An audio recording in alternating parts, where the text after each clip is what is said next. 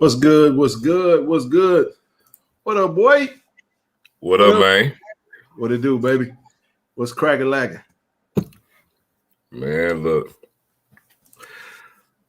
It's another day to wake up being a JSU Tiger, man. Great day to be a Tiger. Absolutely, man. What's good, family? What's going on, everybody? Y'all come on in, man. I tried to give y'all 30 minutes to man, it's whooping, bro. Oh my goodness. Hey man, they're like JSU fam, you out there. I was thinking the same thing. Come on, Trace. Big three by Trace. Hey, listen, I'm still watching the JSU basketball game. We got about 9 minutes and 45 seconds for the game. Yeah, man. So they say my quality is crisp. Appreciate it, man. I've been working, man. Zoe got to get that upgraded Wi-Fi. Turn my light on right there.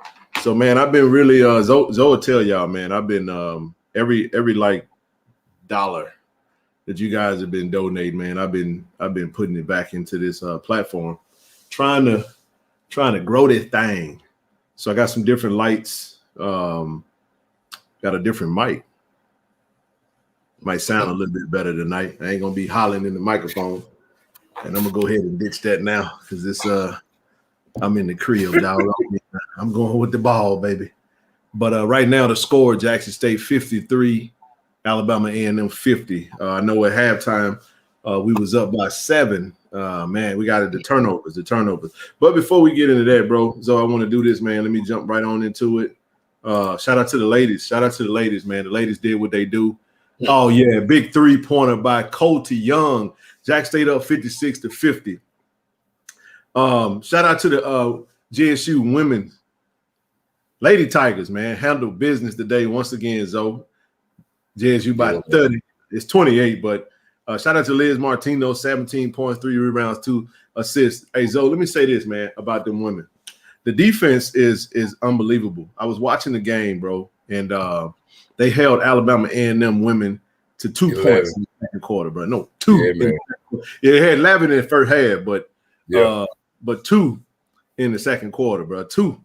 So they only gave up 24 points in the second half. And that just speaks to the team that Coach Tamika Reed has built, man. Just a dominating team right now. And she keeping it rolling, bro. She keeping it rolling. That's good defense right there. And we got to duff our head out to it. So let me get right into something real quick because this been going on, and we got a lot to talk about tonight, man. I'm prepared, bro. I'm prepared, man. I come with it. Probably gonna do, instead of doing daily streams, it's gonna more than likely be Monday, Wednesday, Friday. I think more than likely it'll be Monday, Wednesday, Friday with the potential of a flex day like Saturday. But Tuesdays and Thursdays are Bible class nights for me, man. So I have to I don't want to do rush streams and then I have to work. So on Tuesdays and Thursdays, unless I absolutely have to, I'm not gonna come on. Saturdays more than likely I will. Sundays not. So I'm getting my spirituality intact on Tuesdays, Thursdays, and Sundays. And it's important that I keep the main thing. So I just want to say that so people don't think so you don't be inboxing me saying, hey, you going on tonight? If it's Tuesday, I'm probably not going unless I necessarily have to. But yeah, anyway, that's all. I just want to get that preliminary out the way. But shout out to Coach Tamika Reed and the women, Lady Tigers, man. They 3-0 in SWAC play. Coach Mo Williams is trying to get his 3rd win and go 3-0 in SWAC play as well. As of right now, it's 8 minutes and 48 seconds to go with a score Jackson State 56-52. Let me say this. I know, and listen, I'm not knocking anybody. If you get a chance, pay for the service, man. Buy the service. Buy the season pass, $75. The quality is much better tonight. We griped about it. There is a score. They did connect Rob J and his partner's commentary. So that is much appreciated with a score, with commentating. That's what we need. Oh, look at Trace Young. Slam that thing, boy. Big. He yammed that thing with the steal. 58-52, 8 minutes ago. Zoe, you got it. So no, I just want to add, we cannot minimize the fact that Mo Williams is on the cusp of starting conference play 3-0. Now, I don't know. I'm just going to tell you a disclaimer. I don't know. I cannot tell you the last time Jackson State started out conference play 3-0, but I can tell you that it hadn't been done in the past 10 years. Because our previous head coach never started conference play 3-0. I don't know what you want me to say to that. In fact, so understand that's a big damn deal, especially to kill the whole thing about what Mo did previously. And we told everybody this was going to be a different Mo in a different set of circumstances back home at the crib. Mm-hmm. And he's showing that and he's displaying that. We got a homestand, and you're talking about going to Alcorn on the road, getting a buzzer beater. And what you guys got to understand is this is a brand new team with a brand new staff. Right. And they're growing and learning each other. And so what they're doing, and it's good to have these close games getting W's because we're still learning, growing, and evolving with this new team. So what you're going to see is growth, and they should be getting better as the season go on.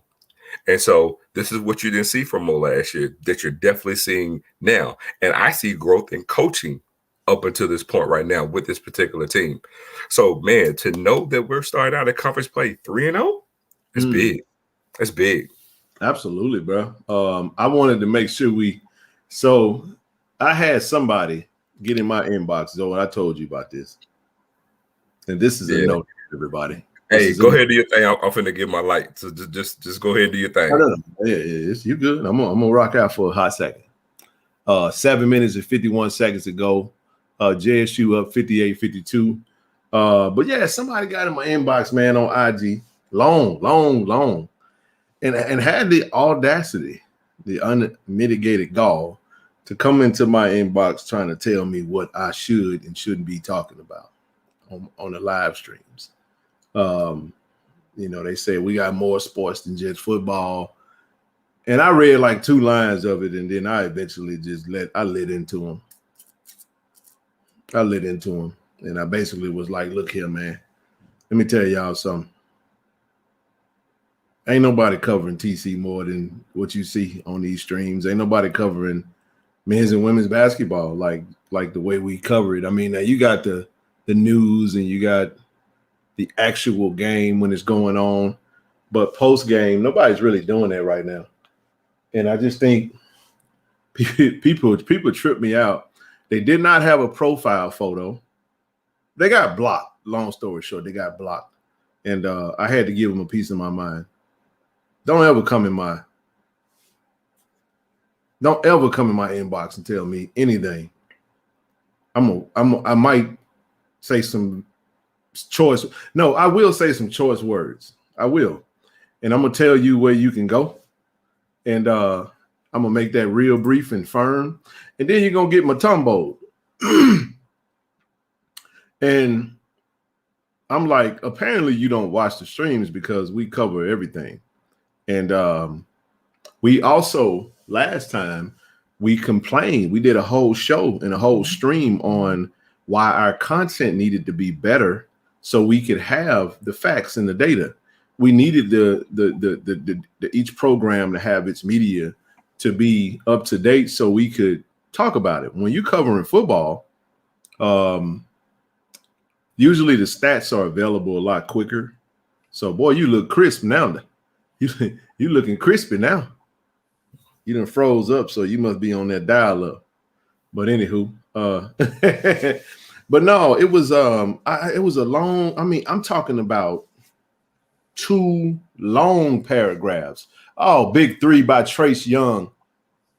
Yes, sir, man. Jackson State up 9, 61-52 with 6 minutes and 50 seconds to go. So it looked like we starting to take control of this, man. I'm loving it, man. I wish I was home. I would have definitely went to the game and covered the game. But yeah, man. So people like, man, cover other sports. I'm like, man, we got basketball, you studied talking about Coach Prime. And I said, look, man, we talk about everything that's relevant at the time that we need to talk about it. And I don't I'm not emotional about the other situation. I saw that my boy Johnny T, folks talking about he went to the portal today because he got invited out to Colorado or whatnot. See, I just mentioned something that's actually going on right now, but I just was like, if you want something done, like, people give free opinions to stuff that they don't have you don't understand the time, the energy, the effort that it takes to do what it is that we do on this streaming.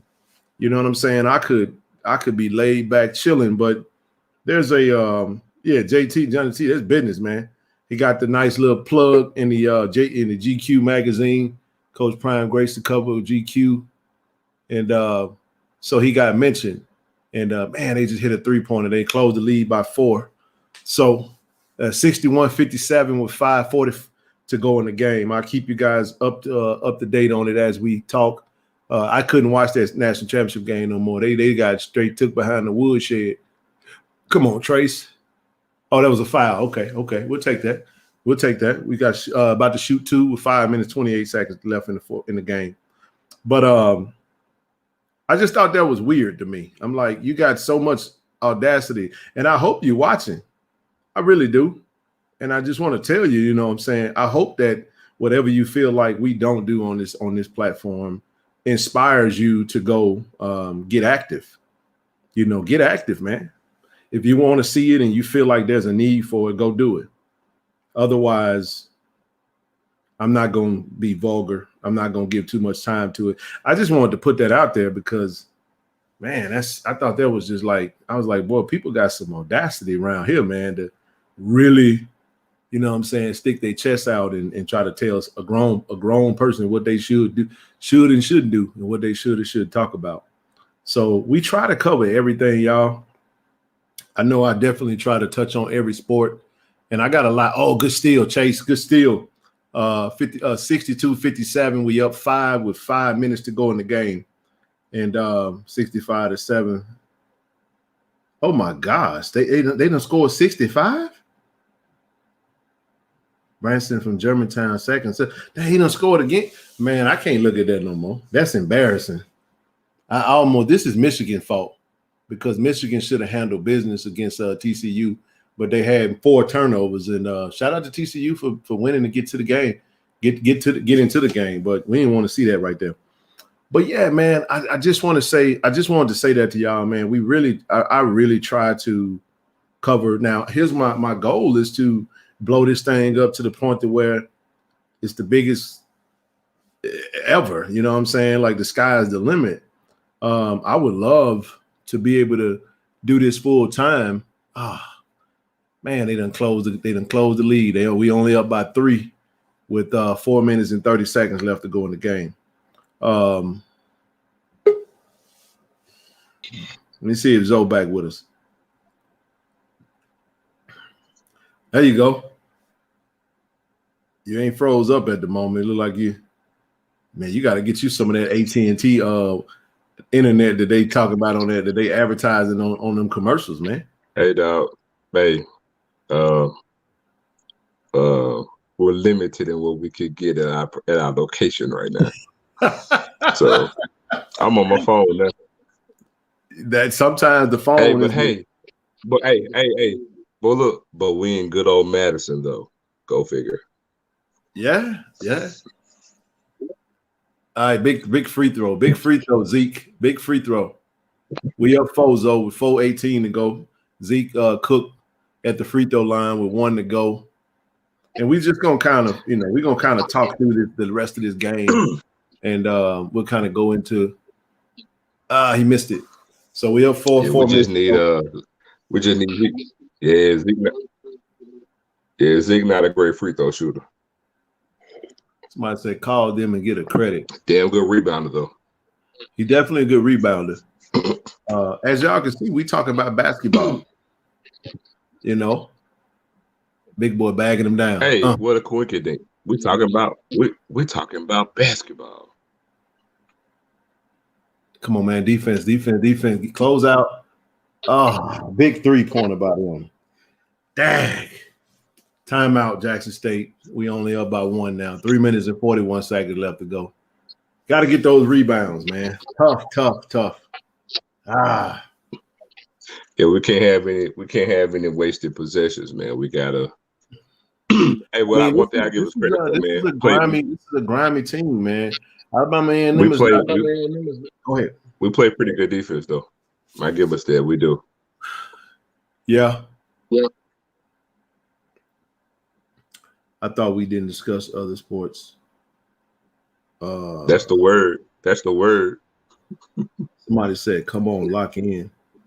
I mean, so what I'm doing right now is I'm gonna watch this game because this is really one of the things I want to talk about. But I got to see the finality of this. So we can multitask. You know what I mean?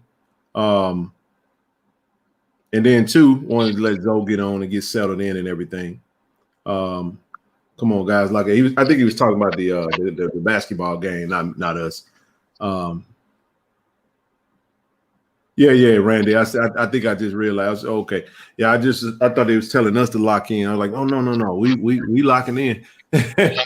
We locked in. We covering that. We covering everything. But yeah, anyway, for the time being, again, women's basketball. You know what I'm saying, 3-0 at the moment, and it looked like they're gonna be hard to beat. So, I mean, that twin tower combination of Daphne White, Angel Jackson is and then you got Kishana Luckett doing her thing.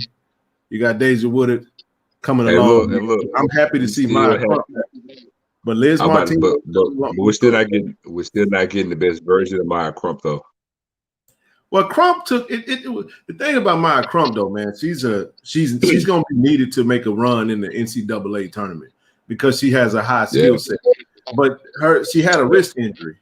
You know, anytime you have your actual dominant hand, that's gonna limit you a little bit. But you know, this team is loaded, man. And then, you know, one of the things I think that I really noticed when I watched them play, Zoe, they have fun, bro. And everybody contributes. I'm talking about everybody contributes, bro. You know what I'm saying? Yeah, so when you look at the team, they have fun, but Coach Tamika Reed has challenged the girls to lock in on defense because defense is going to be the thing that's going to really have us to make a run in the NCAA tournament. It's not going to necessarily be offense. I think we can get points, but you know, we got the size, we got the rebounding. Come on, let's get in the hole. Oh, come on, buddy. What you doing? Okay, Trace. Oh, good rebound. Oh, we're gonna put that back up, boy. And one. Let's go. 65-62. Hey man, I'm trying to see why Big Boy not playing as much. That's a good question, man. You might have an answer sooner than I will. So you talking about big and let me say this. Or Manziel. Yeah, man, look, and to see him in person, bro, that dude is huge. He is. Got a chance to watch him when we played against Tuskegee, and Coach Mo Williams has switched up his lineup, and I mean your boy from your boy from you know, true freshman Kevion Hunt, man, starts at point guard. Right out of Callaway. No, but that's good to see, though. You know what I'm saying? Ken Evans and Colty Young, Zeke Cook, and my man Young that played the 5. So a lot of the size that they have, they really don't he don't start them. They come off the bench. Chase Adams comes off the bench now. Trace Young comes off the bench now. And they usually finish the game. So that could be him wanting to have. We only up by 3. Oh, close out. Oh, he blew it. He smoked the layup. So let me tell you. 65-62. I'm sorry. Go ahead, Zoe. No, let me tell you, man. And watching the game Saturday, man, Chase Adams could be so much better than what he is, man. Got to take care of the ball. He's a good player, man. I need him to shoot a little bit more. I do. I need him to shoot a little bit more. Man, Chase is a good player, bro. Trace Young for 3. Jackson stayed up by 6. I ain't mean to holler in y'all here, man, because I got a new microphone.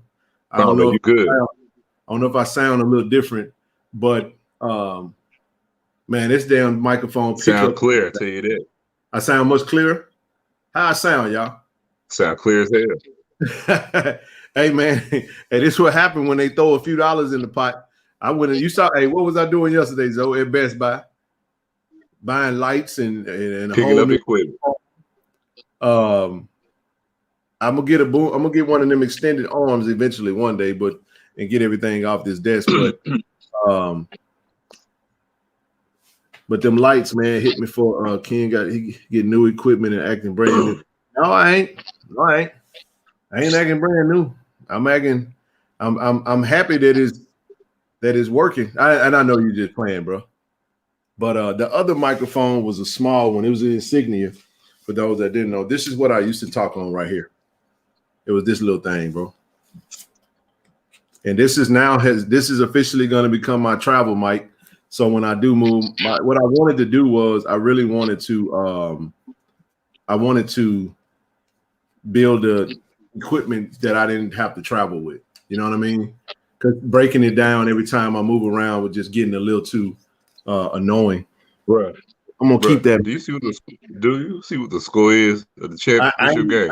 I ain't looking at that game no more, though. Do you see what the score is? What score? 65-7. Yeah, that's what they just said in the thing. Boom shakalaka. Chase Adams just scored. Jackson stayed up 70-63. I like our chances right now. It look like we getting ready to close this one out. Come on, y'all. Y'all can't go into the second half right before the game is get ready to be over with. And now all of a sudden, you can't tell what the time. Somebody put the time up on the score because they've been keeping the score. They've been keeping the time on that alone, man. He said, you know what? You know we got to get you a traveling kit. Yeah, man. Hey, this is my little $39.99 when I first got started with help, doing Tiger Talk. This bad baby has been good to me, but I have retired it, and I got a much. I'm working now with a blue Yeti now, and took me a minute, Zoe. I had to figure out the channels and all that. When you upgrade, bro, it take a minute. I had to put the lights together, all that good stuff, man. But got to take this thing serious if you really want to be taken serious, right? There we go. You get out what you put into it, and I'm in this thing, so I'm in it to win it, and we're gonna keep rocking and rolling. Man, I got multiple backgrounds. So I'm messing around with Canva like you were, bro. I got another one. Let me see. I'm finna show out now, Austin. I had a couple of backgrounds I was playing around. See, this is the one I had last time, right? Then I messed around and did a little something right here. Put the little basketball down there. But eventually I settled on this. This is what I wanted to. I like the skyline, and I like that, it's a picture of the vet. And it's got us, and it's more JSU-y. So that's what this what I'm gonna stick with. Look like we got this one in the bag. The crowd is standing up. Score 70-64. Chase Adams. 35 seconds to go in the game, and he dribbled the ball out of bounds again. Chase Adams, and I love the kid, man, but he gotta take care of the ball. Turn the ball over way entirely too much, though. And I just come from an era where you don't turn the ball. Like point guards have to be the ones that take care of the ball tomorrow. I see Mo getting with him real tough right now. Now they doing a review. Look at them. We got the replay action going on. Who that is? Set up Austin, man. You got to get on to Jackson, man. I see they got the little thing set up with the 3 monitors. We're winding, trying to do a review. All right, okay, Jackson State, come on with it then. But anywho, while we waiting on this game to end, so got a couple things. Hey, I'm gonna switch this up real quick. If you guys, as y'all see at the bottom of the screen, man, we've been dropping interview after interview after interview. Boom shakalaka. If you haven't already, catch that Jason Brown interview exclusively on Tiger Talk with the 1400 Club right now. Next man up, Zy McDonald. We got to talk about Zy McDonald. We're going to come back to that, Zoe. He committed to Jackson State. So we're going to talk about people griping about us having too many quarterbacks and all that good old stuff. We're going to get to it. My man, Keydran Callaghan, committed safety from ULM. Had a great interview with him on Tiger Talk the 1400 Club. Last but not least, man, Taylor Lewis. We hope we can get Taylor Lewis. Last of the four that we sat down and spoke with, and hopefully he lock in. Defensive lineman transfer from Arkansas. I think he put out a tweet today, said his recruitment was still open, but then that tweet got deleted. So I'm gonna take it that we high on his number. You know, we come on. You know, I don't know if Mama watching it or he watching it. We want you in Jackson, brother. So you got to come on to the SIP. Come on to the SIP. A couple of and one other thing, man, I want to do real quick. I had it pulled up, man. We're gonna touch on I just want to say congratulations to Dejon Nugget. He accepted the invite to the HBCU Legacy Bowl. Not only Dejon Warren, not only Nugget, but it was also we mentioned Tony Gray. Tony Gray also, yes, and got one more. 1 second. Don't forget about Zay.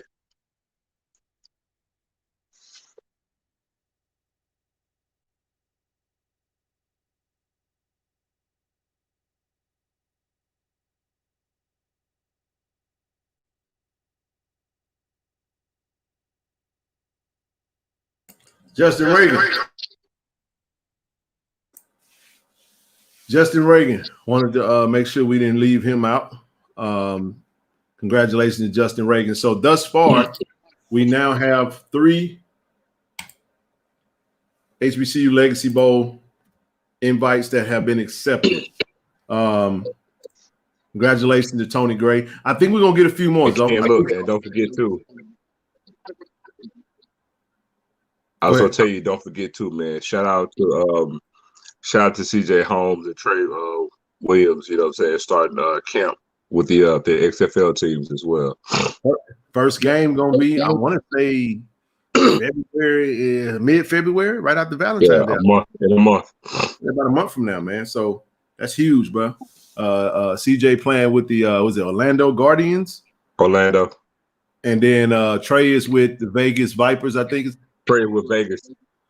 Yeah. There it is. Ball game. And that'll do it. Jackson State closes out Alabama A&M 72-64. 72-64. What do you say? Put them threes up for DeMar Hamlin first and foremost, man. We happy.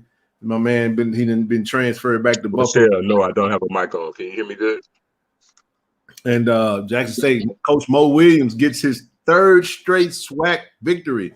Shout out to Coach Mo, Coach Tyler Adams, Coach Trey Johnson, and the rest of the staff. Man, that's big time, man. Y'all let me know if y'all can hear me.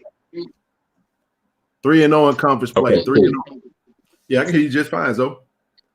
All right, so look, I want to tell you, man. Let's get into it because one more thing before you get into it. We got to show some love to one of the dopest coaches on the staff, bro. Coach O. We gotta show some love to Coach O, man. Coach O out there representing y'all. Hold on, and leave that up. Because since y'all like to get news, just take a look at what it says under Otis' name. Then, since y'all like news, it's out there. So take a look what's under his name. There you go. Because like I said, we don't do breaking news. No, this is out there tonight, man. He actually went up first. I think he's out in Charlotte. Charlotte. And man, putting on, man. And I just want to say, congratulations, Coach. Keep representing. I can't wait to get the video footage of what he had to say. I know that's gonna be circulating, though, because man, y'all know how dynamic Coach O is, man, of a speaker, man. He pulls you in. He has that effect. Hey, did you see that tweet? I ain't gonna put it up. Did you see that tweet where they talked about all them Colorado players that Coach O said we ain't hard to find? We ain't hard to find either. He said we ain't hard to find, dog. I like that. I said, talk your talk, Coach. That's what I'm talking about, baby. And the thing about Otis, man, Otis actually speaks with a great deal of conviction. And that's his greatest thing. He speaks with a great deal of conviction. That's correct, man. So definitely wanted to just open up with that. And look at Coach Mo, man. Coach Happy, man. That's he walking across the he walking across the state. Look, that's what I'm talking about. He's dapping everybody up in the stands, all the fans, everybody on the opposite side shaking hands. Man, y'all, we got to make sure we get to the games to support Coach Mo Williams and Coach Tamika Reed, man. Winning helps. Winning helps. So for those that that had the excuses as to why, we got 3 straight wins. 3 straight wins, y'all. 3 straight wins by both the men's and women's basketball program. If you can get to the games, get to the games.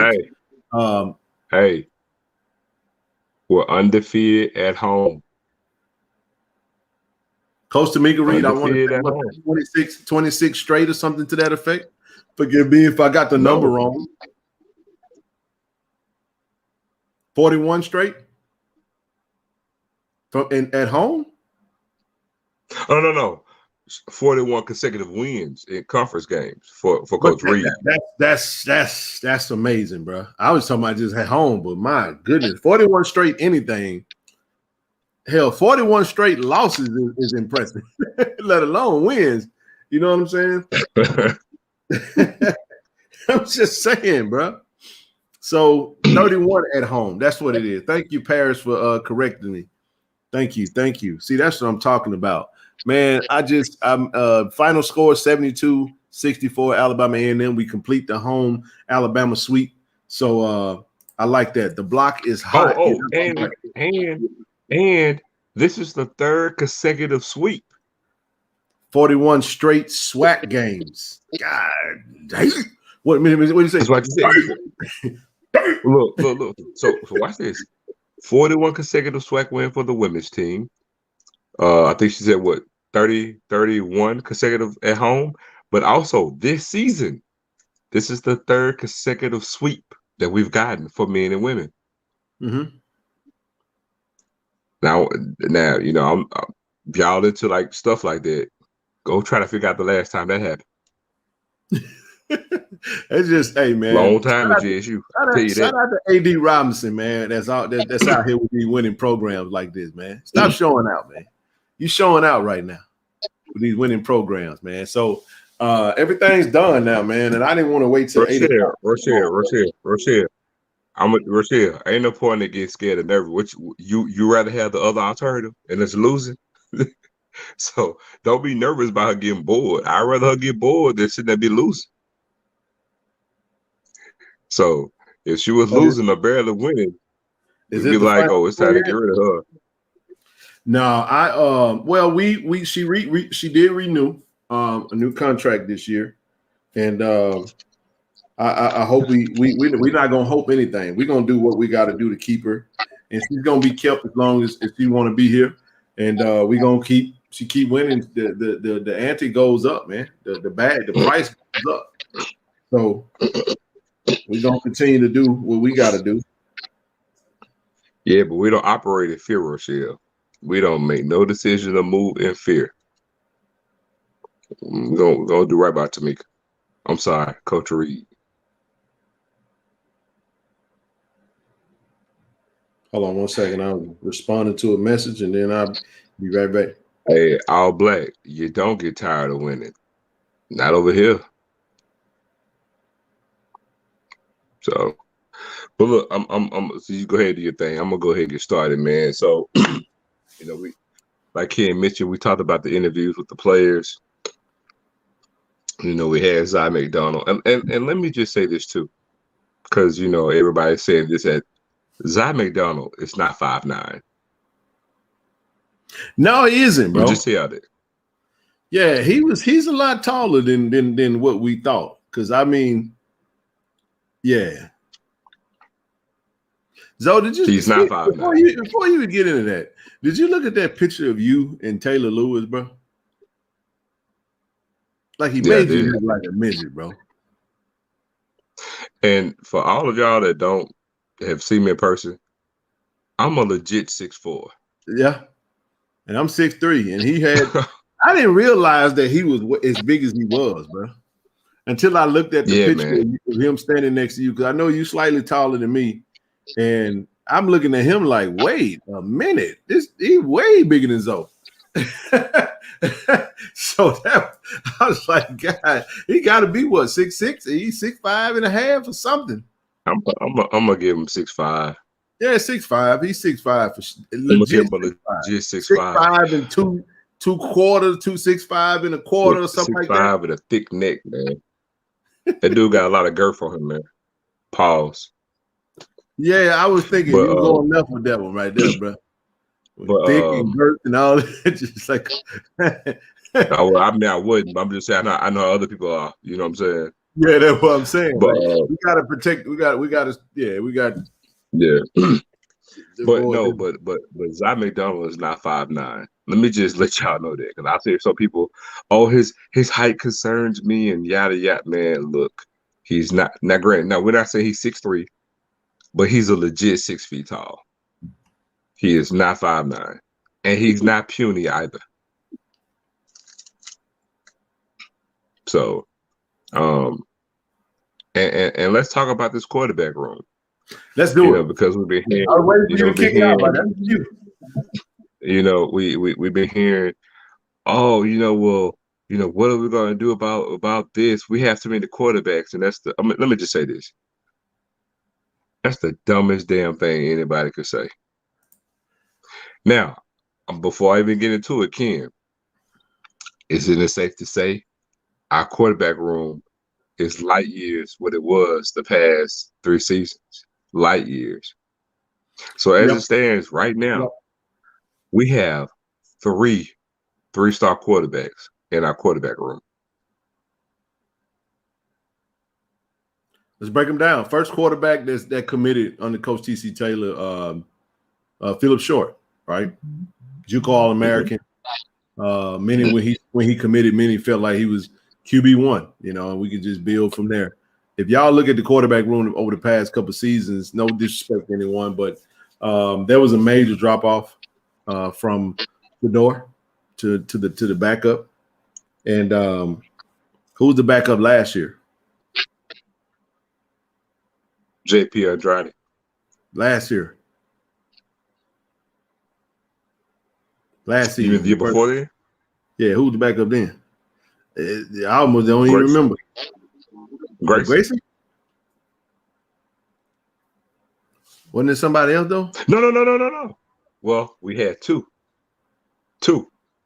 Remember, it was at first it was Dozier, but he got hurt. Dozier. Yeah. Guys, Dozier, but he got hurt. And who's the other one? Grayson.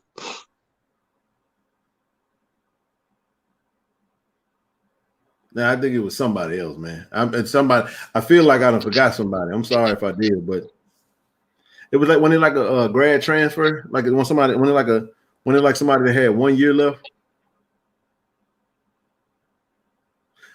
Cray Lyles. My goodness. Oh my goodness. Oh, thank you.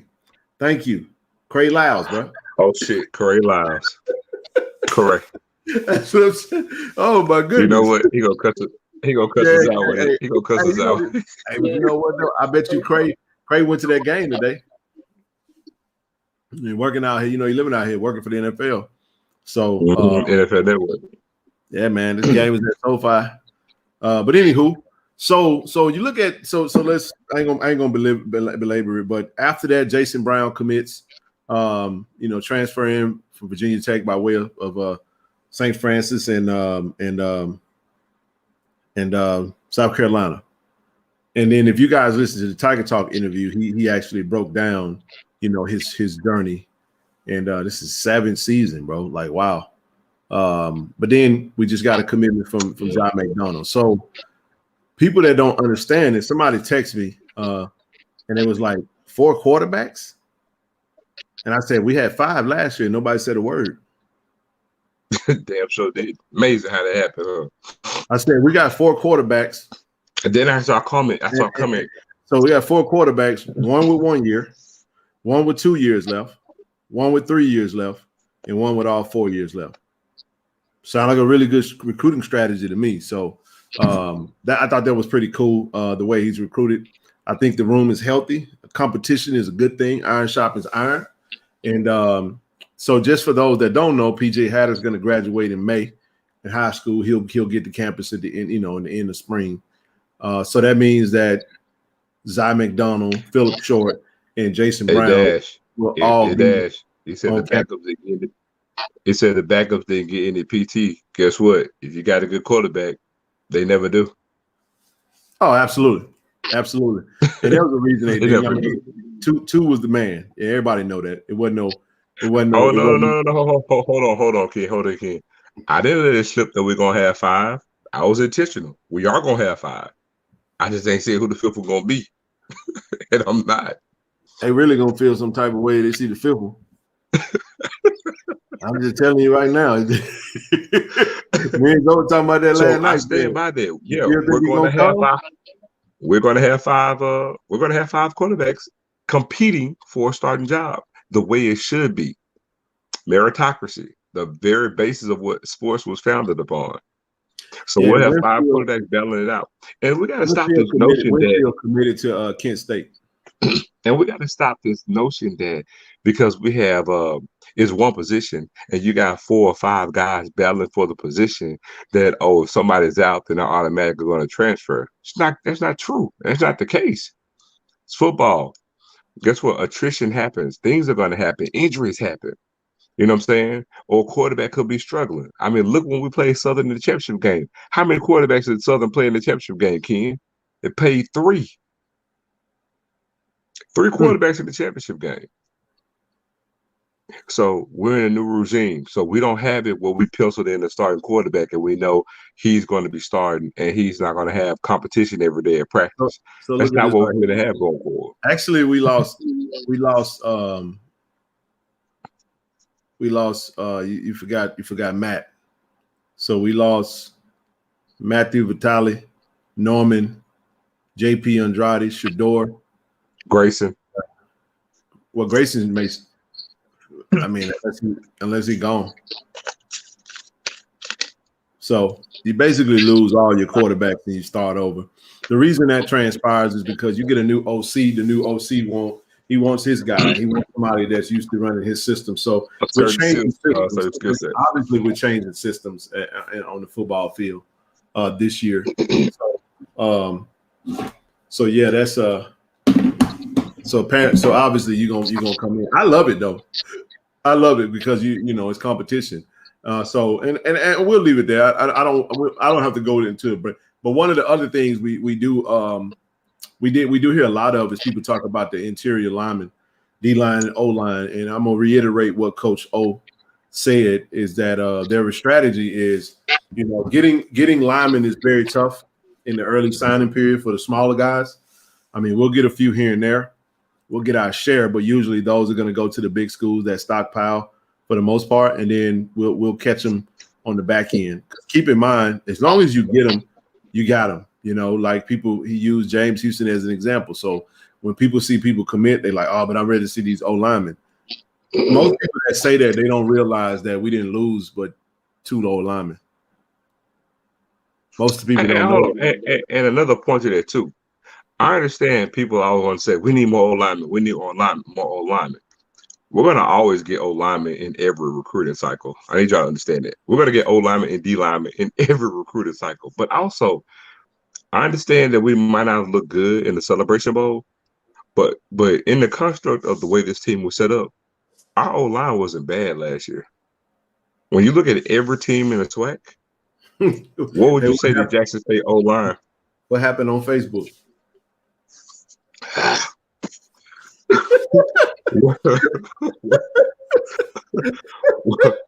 So I would ask all of y'all, what would you put Jackson State's O-line in comparison to everybody else in the SWAC last season? We weren't on the bottom end. We put up good numbers as an offense. Even our rushing yard, we put up good numbers. We didn't give up the most sacks. We weren't even in the bottom half of the league in terms of giving up sacks. So, yeah, we saw some deficiencies when it comes to the O-line, but our O-line play wasn't horrible. So, you know, it's not like we have to get rid of everybody and start over. That's not the case. We had talent on that O-line. Still got talent on that O-line. So we're going to always recruit some O-linemen in. Three starters with the potential of another one returning. So we're going to be all right. And yeah, we did have to straighten somebody out on Facebook, but you know. That's one thing I don't spend a lot of time on, y'all, and that's Facebook. I come on periodically, though. I just don't. For one, I be on Twitter so much. Hell, I don't even be on IG like talking about it. I would say the best form of communication in order to reach me is going to be Twitter from now on. And here's the other thing too, like, you know, I don't be knowing half these people, man. People send you a request, they page be locked, and be like, how I supposed to know? You ain't got no profile photo. Your name is Big Ball in 75. Like, I don't know no Big Ball in 75. Hey, I just made that up. Just somebody that got a name, Big Ball in 75. I ain't talking about them, you know. Look, it just depends on how I feel. You know, it's still about wonderful former first lady. You know, when they go low, I do the lambada. You know what I'm saying? Low to the floor. I had a saying, when they go low, I kick them in the teeth. I do that too. And I got a size 15 shoe. It said line is easier to recruit than the skill position.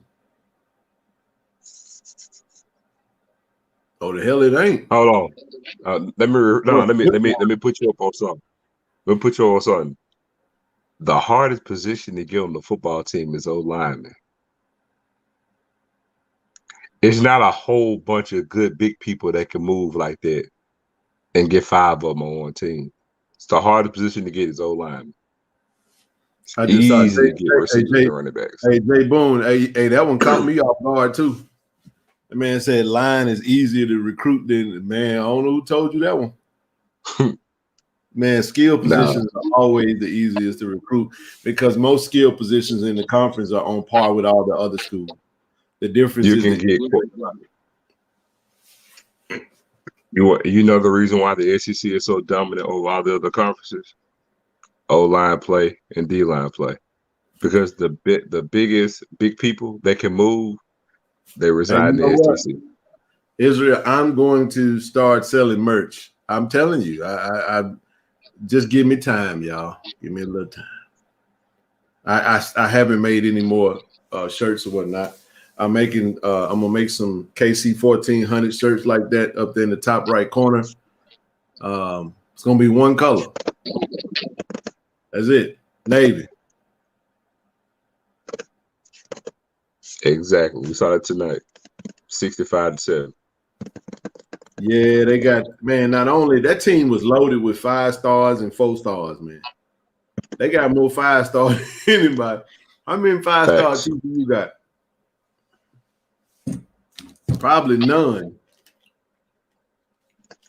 Yeah, there you go. TCU, they look like a money game. I told you, look like us in Miami against peas and carrots. Absolutely, man. But look, man, but I did want to touch on that, man. Look, this quarterback room is deep. This quarterback room is built great. Especially notice that each one of our quarterbacks have the same particular skill set. Each quarterback may have different attributes. For an example, Jason Brown has a cannon for an arm.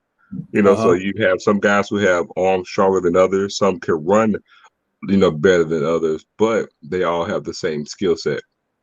So I employ, you guys to, like I told y'all last month, pay attention to the skill sets that we're getting on offense from each individual player. But also, like I said, TC is already ahead of Coach Prime when you're talking about the actual quarterback room in and of itself. Great competition there. And You know, I'm really looking forward to spring ball getting here to actually seeing, these guys competing. I gotta say, hey, Randy, I know Randy's watching, but man, I ain't realized Randy. I got more comments about Randy on my Twitter than any damn thing. Randy had everybody worked up talking about that damn JSU content. Appreciate you, bro. Yes, indeed. That was too funny, man.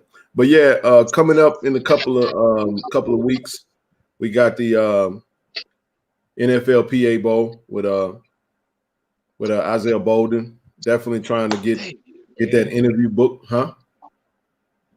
No, the Lakers just lost. Well, LeBron sat. What was the score? I didn't hold on. I'm trying to get back to 500, dog. 122, 109. 122, 109. Yeah, that ain't. I'm trying to get back to 500, dog. I'm trying to get to 500. You trying to get to 500? I was just talking about that the other night. Anyway, shout out to James Houston. He had a phenomenal season. Yeah, man. 9-8. They beat them Packers, and man, had a great video. I should have recorded it and put it up there, man. But I just so proud of James Houston, man, for representing. Amazing. Yeah, I mean, technically, he should have. He really was the back half of the season rookie of the year, bro. It ain't even close. Hey man, if that kid would have started from game one, man, that kid would have shattered defensive sack record, man. Man, he really would have shattered it.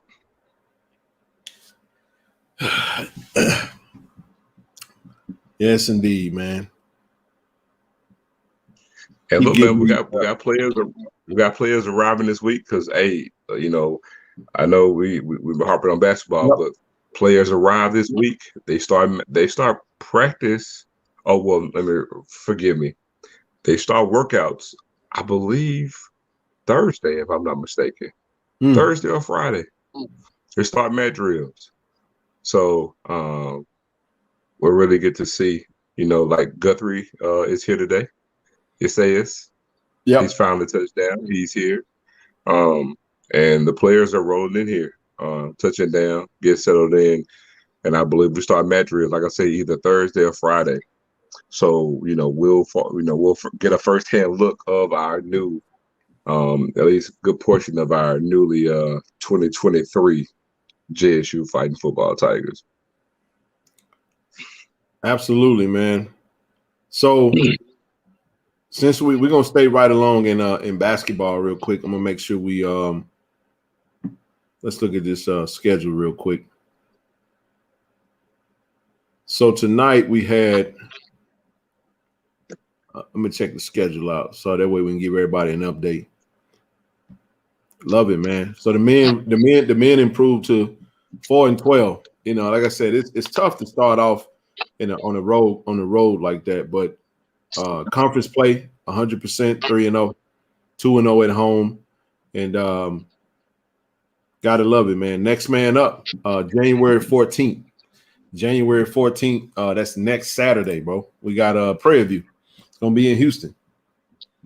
We got Texas Swing. Yeah, and then we're gonna follow that game up on Monday.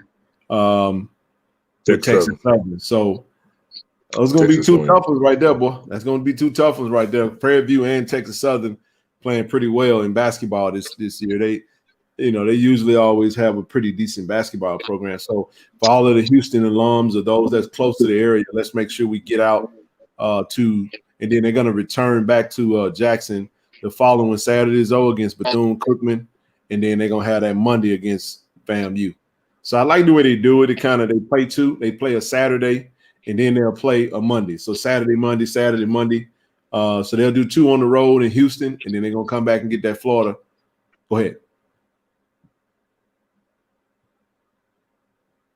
You froze. Can you hear me? Oh, I can hear you just fine. You had froze. Oh, no, you had froze. So look, we're 3-0 in conference play right now. Guess who's 0-3? Who? Texas Southern. Wow, for them to start off the way that they did. Look, they lost to Valley tonight. I saw somebody just put that in the chat tonight. Valley just beat them tonight. Wow. Yeah. Wow. Shout out to Valley, man. 0-3. Shout out to the Valley, baby. Hold on. And let me take a look at Prairie View. And Prairie View lost to Pine Bluff tonight.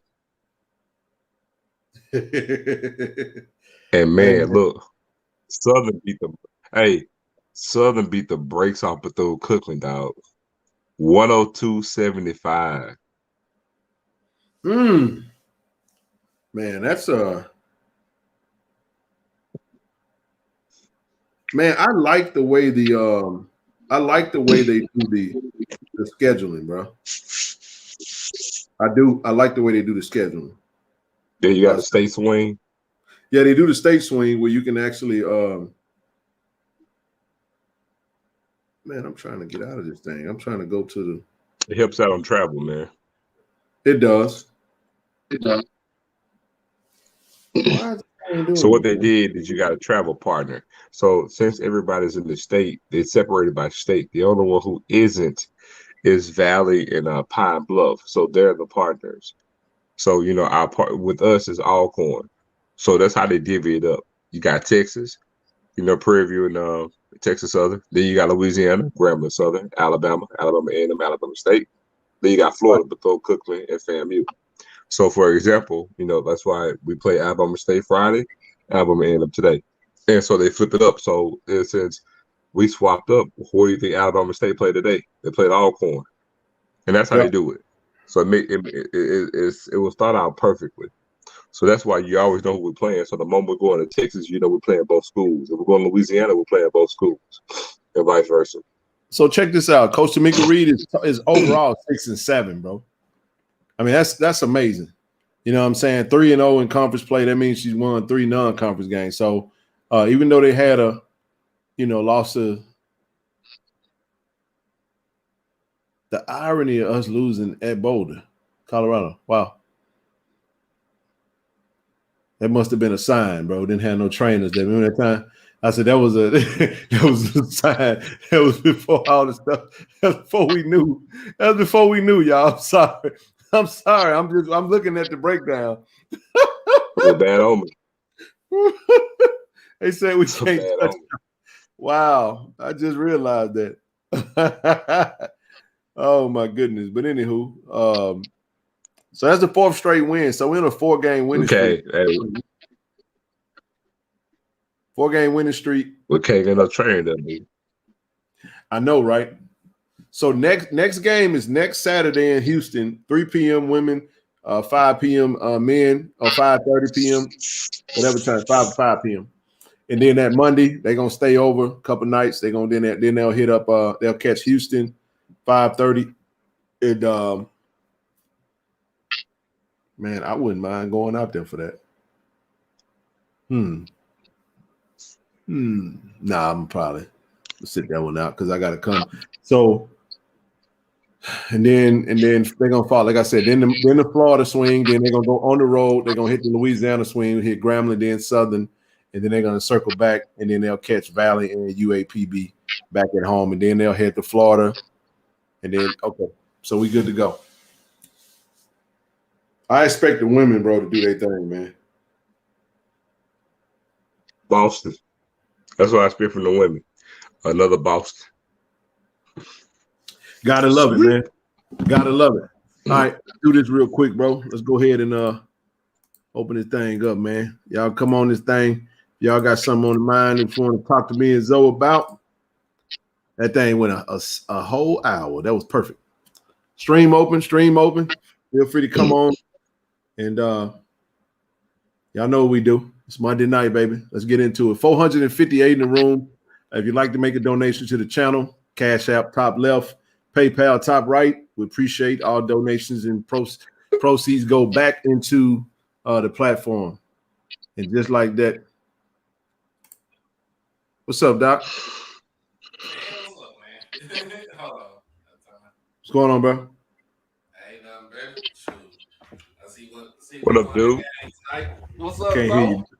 What up, bro? Get my microphone. Testing 1 2. Testing 1 2. Probably me. Can you hear me now? Yeah, I can hear you, bro. All right, now. Try to do this stream for the national championship game. Got flagged for it. Oh, yeah, Austin coming on this thing. Looking like What up, boy? got flagged for it. I thought you had a bunny What on up, your head for me. I tell you, Cowboy come on this thing looking like Sojourner Truth on this thing.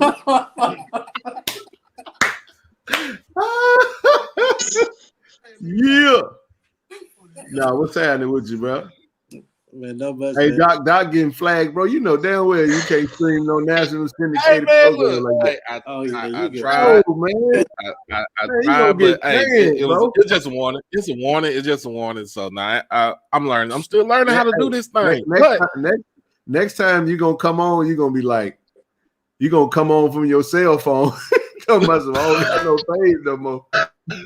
They gonna crash. We good though. I kept up with it, but shoot, me and Mr. We start.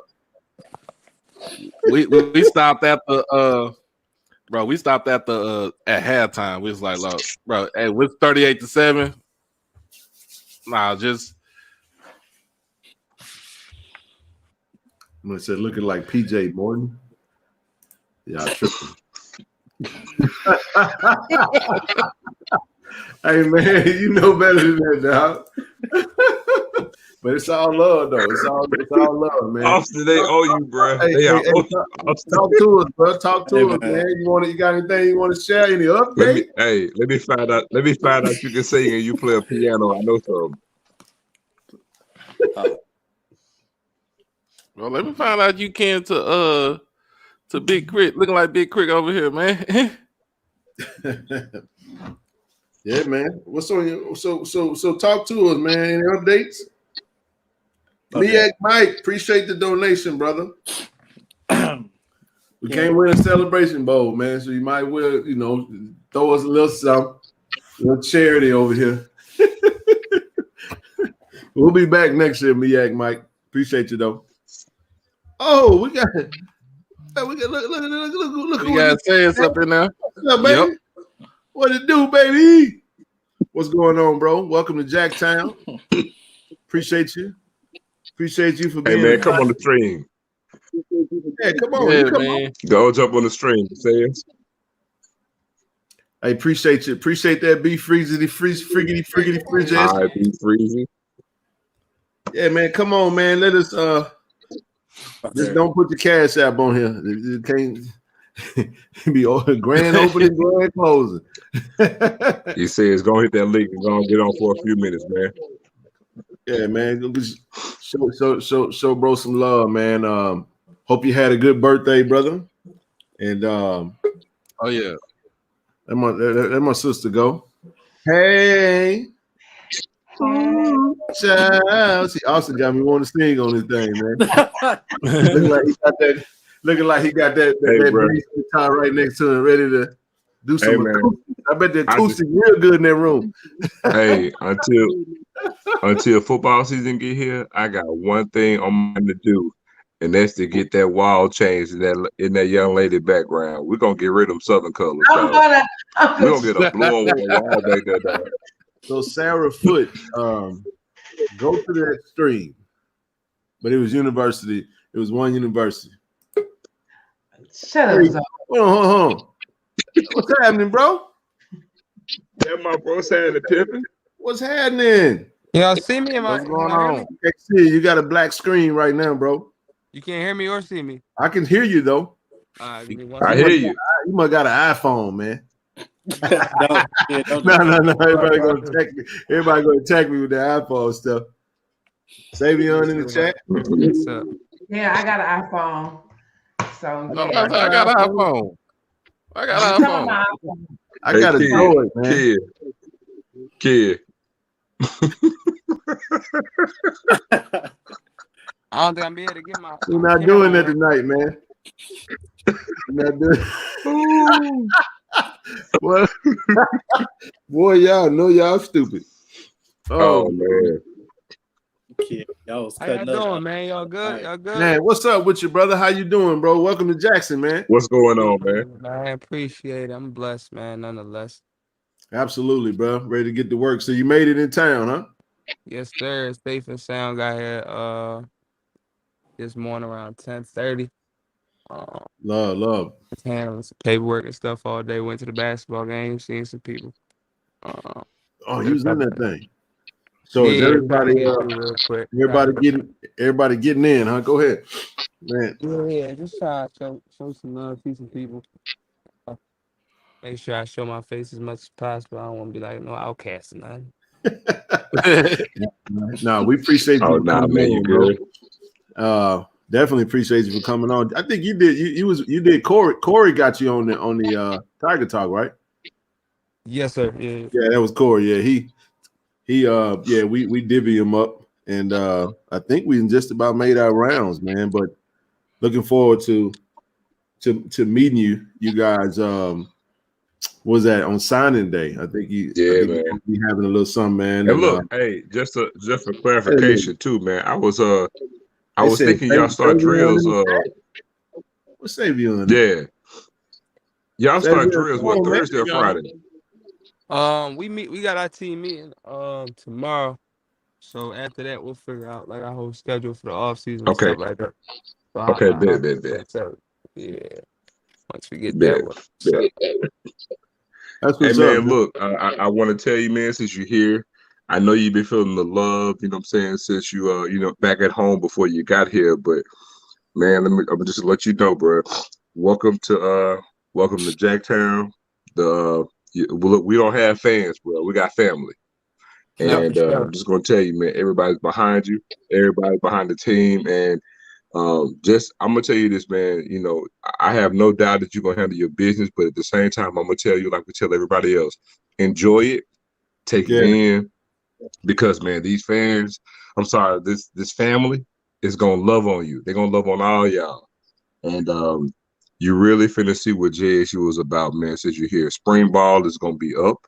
We're gonna be out in force, man. But take it in. Like I said, don't get so compounded with just working that you can't take it in and enjoy it too. You know what I'm saying? Yeah. But For sure. I'm gonna say this. But man, If we got any business owners on watching this stream, we need them NILs, man. Send them NILs to the university, man. Bro, for sure. Bro, my wife said the main goal for our channel is to give back to the kids, to the athletes, student athletes. So that's what we're trying to do. We're trying to work on trying to get somewhat of a collective going on my end. Yeah, no, for sure. Dope. But no, we want to. It's important, bro. You come from an HBCU, and it's the culture is important, man, and we definitely want to make sure that we, provide as many opportunities as possible. We've done some fun stuff on this platform, on this stream, and just being a part of it, kind of being the face and leading the charge on some collective efforts, man. We just grabbed a few things for your offensive line, for the O-line room, and we're working on some other stuff, from a football standpoint and other sports. But it's been fun, man. Just happy for you, bro. I know you're gonna do well. You know what I mean? And we all excited to see Coach TC get started. Most definitely. Hey, hold on. The moderators, Queen Nidabo, you cannot do that. That's a Trying to get us no-no. locked up, man. You cannot do that. Do not ask the players for. Let me say this, bro. 400. Do not ask the players for their cash out. So NCAA violation, you cannot do that. I ain't trying to be nasty. I'm just saying, like, I get it, but don't do that. It's called impermissible benefits. You can't do that. Savion, don't drop your cash out, bro. By the way, I'm just saying, you can't do that. we working on that's gonna bless the kids, man.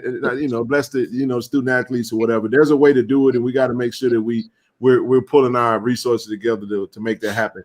Matter of fact, I got something from my brother sent me today via On3 in relation to Tulane.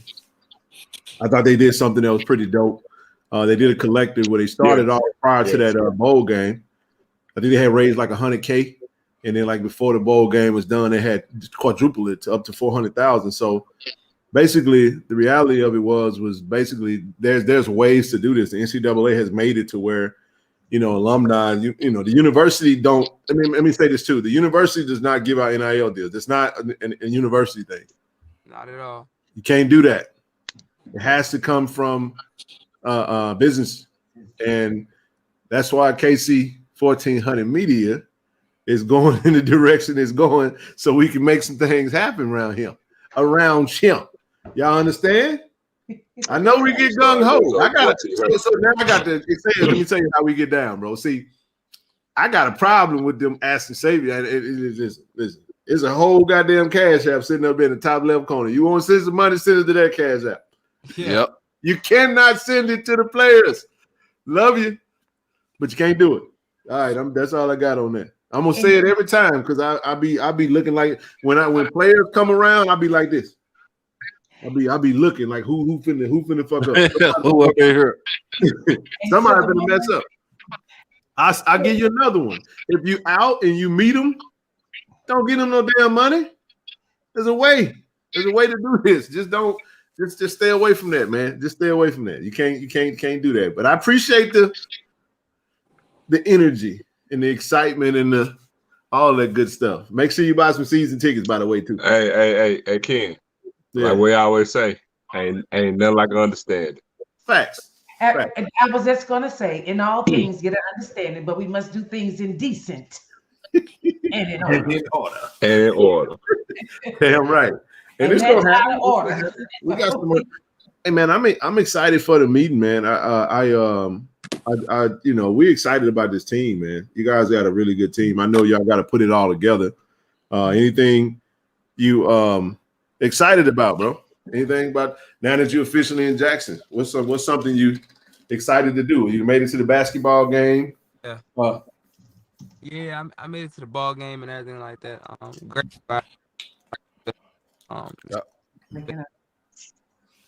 I'm excited to get back on the field, really get started with the whole process. Just talking to some people today, it's kind of different. Now, I wasn't on last year's team, but just from the outside looking in, you know what I'm saying? You kind of know that, and you kind of feeling that this is a team that could do whatever it wants to do when it wants to do it. You know what I'm saying? As much as we lost some pieces, we've added to it very quickly and very swiftly. No doubt. And just honing on some things and making sure that I do my best. To just build the work ethic and just the mindset of just finishing. But a rap, whether a down play, whether it's a rap on, whether it's us because we already know we can go there, you know what I'm saying, but we haven't been able to finish it out, you know. Yeah, you're breaking up a little bit. You're breaking up. Yeah, I'm back on. My bad. There you go. It's all good. You get your first taste of Jackson.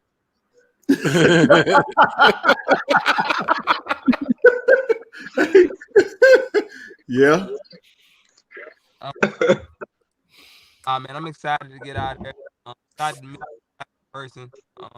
Put some faces to some names, Twitter and all that. But yeah, just excited to meet my new family, man. No doubt. Anybody got anything from Isaias? We ain't gonna keep you forever, bro. You more than welcome to stick around. You know, this what we do, man. I just broke it to him that I'm not gonna be doing it every night going forward. I'm gonna scale back and just Tuesdays and Thursdays. I'm gonna I gotta have my time, man, to reach That's him. even better. We gonna love you. Austin shaking his head like, come on, dog. You got And look, And Isaiah, actually, you gonna probably I'm get, you know what, Ken? You Huh? probably get more followers because you're only on twice a week versus every day. Well, it'll be Monday, Wednesday, Friday for sure. Now, let me say this though: whenever I travel, you know, if I'm on the road, you know, and I can, if I needs be, Tuesdays and Thursdays is our flex days. If something happens and I need to, then y'all see me drop it. You as long as you subscribe to the page and the notifications on, you'll know when I come on. But it's all good. But I appreciate it. Make sure you. I'm gonna reach out to you, bro. I'm the actual point of contact here locally in town with the 1400 Club. So I'm gonna reach out to you after the stream. So even going forward, you know, say you need anything, any type of point of contact within us, you can reach out to me directly, man. But I'm gonna reach out to you and give you my info and everything, so you can stay in contact. Guys, appreciate you. Yeah, any point of contact, they got you covered. And got a good staff, bro. Really good staff. Go ahead, Michelle. Mr. Guthrie. Yes, ma'am.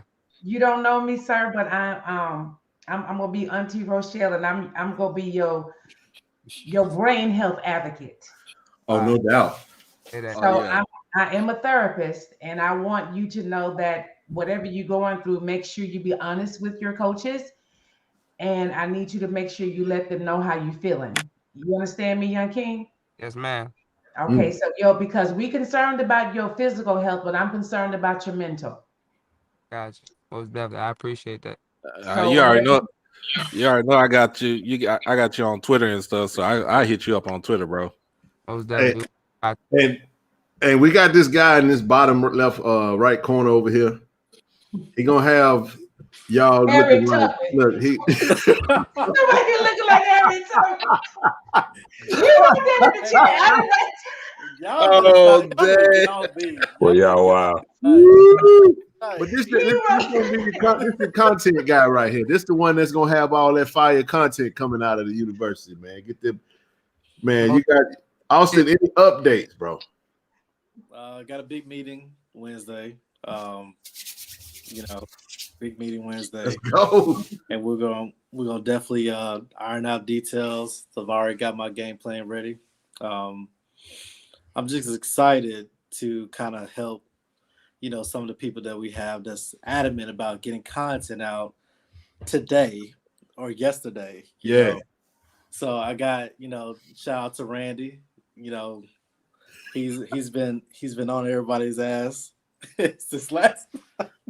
Hey, Randy, this for you, Randy. This for you, Randy. So we got a lot of good things coming. I'm really trying to help push the brand. I think it's more important to give these kids quality work, and so I got a lot of good stuff coming up. Just a game plan, really, a really good game plan on the off season, so that way the fan base can know who these athletes are, and who will be on the team, and their personalities. I think that's the biggest thing, like showing their personality. But we'll start off with the coach first, so everybody know that who he is and stuff like that. For the ones who thinks he's shy or that narrative and stuff like that, I think Coach TC is not shy. I think he's more of a straightforward, probably on a little conservative side, but that's okay, because again, we're not trying to duplicate what we did last year. Right. We're trying to elevate it, and so if I can elevate and do the same thing that we did last year, I think that's gonna be perfect. So it doesn't have to be all on TC every day, because I think he's gonna hate that. But I should do that with the players, and maybe come up with a system, because I know a lot of players are trying to start the YouTube thing and stuff like that. So any system that I can help in terms of getting them content and stuff like that, I think it's gonna be helpful. So that's fine, bro. Love that. So. Austin, what time on Wednesday? Because we're gonna have a whole prayer meeting. We'll pray. Come on, quit playing. I'll text you that. I don't want Yeah. We'll have Austin back on Wednesday to let everybody know how. Yeah, everybody Wednesday morning. Now let me say it this way: if you're not available Wednesday, that's fine. I'll do a special Thursday evening show for you. Come on.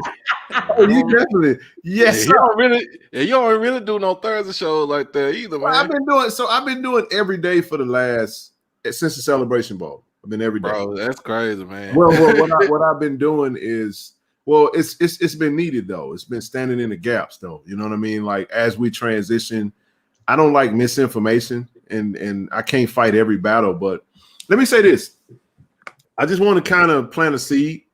Austin's gonna need some. Oh, here she go. Here she come. Kaylin, what's happening, baby? Hey, you guys. Hey, how you doing? I'm on the road headed back home from the game, so I'm just gonna mute myself because I know it's probably loud. No, you good. Well, appreciate you for coming on. You just be safe. Yeah, I'll be at home soon, and then I can be able to hop on. Okay. Yeah. All good. But listen, I want to plant this seed, everybody. I know we got 450 in the room, and just kind of want to get back to talking about. We're not going to do anything right now, like Coach O said. We're gonna pause on our grassroots efforts and let everybody kind of recharge from a donating standpoint. But I did tell Austin, we're gonna be there to support him.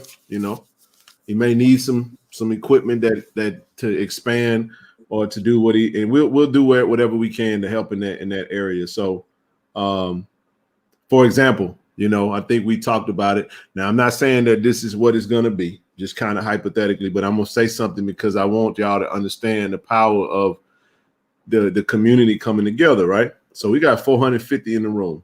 It's literally this simple. You throw out a number like 18 grand total for equipment, like everything that's needed, right? So you do 18,000 and you divide that by, let's just say 400, because let's say everybody that's $45.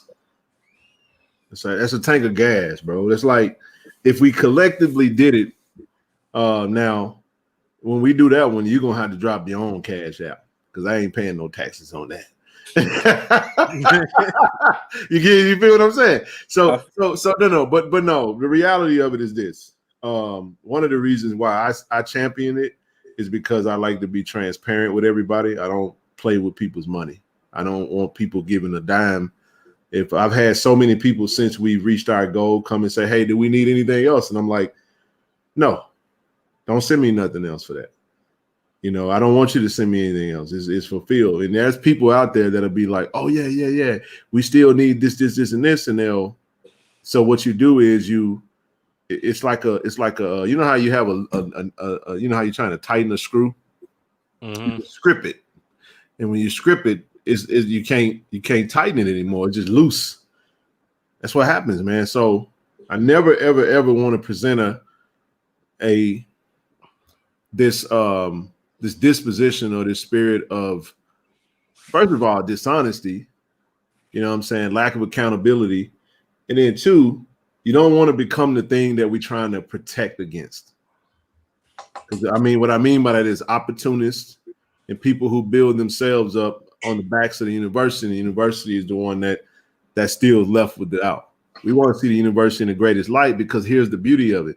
When the university is strong, student athletes and students like Isaias, Savion, and these other young and Liz Martino, the baseball team, the volleyball team. So they're able to get content because the greater the content, the greater the opportunities are for them to partner with companies, man, and become a face of that. And Austin understands the importance of that. And that's why it's important. Content is very lucrative, right? So I just wanted to throw that out there so I can plant a seed. So we're in the process of really, it's almost go time, and there may be a need from the family to assist with closing some gaps on equipment relatively quick. So I just want to put that out there now. Don't start sending no cash outs about that now. I'm just telling you, if you want to donate to the page, just to donate, then I would appreciate that because y'all see that lighting right now. You see that lighting, Doc? Yeah. You see how that head shining, don't you? You got that light.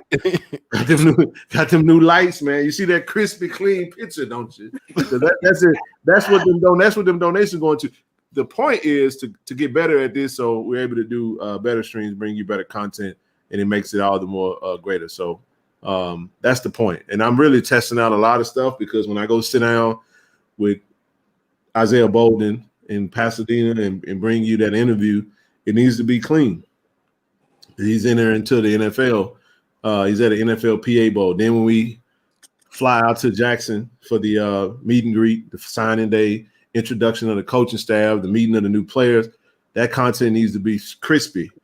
Then I'm gonna fly to Vegas and sit down with Dallas Daniels for the Shrine Bowl, and then I'm gonna get a good night's sleep and fly to the Senior Bowl so I can cover Aubrey Miller. That's what we talk about doing, and that's got to be that's important. So anyway, I'll pause there. Anybody got anything?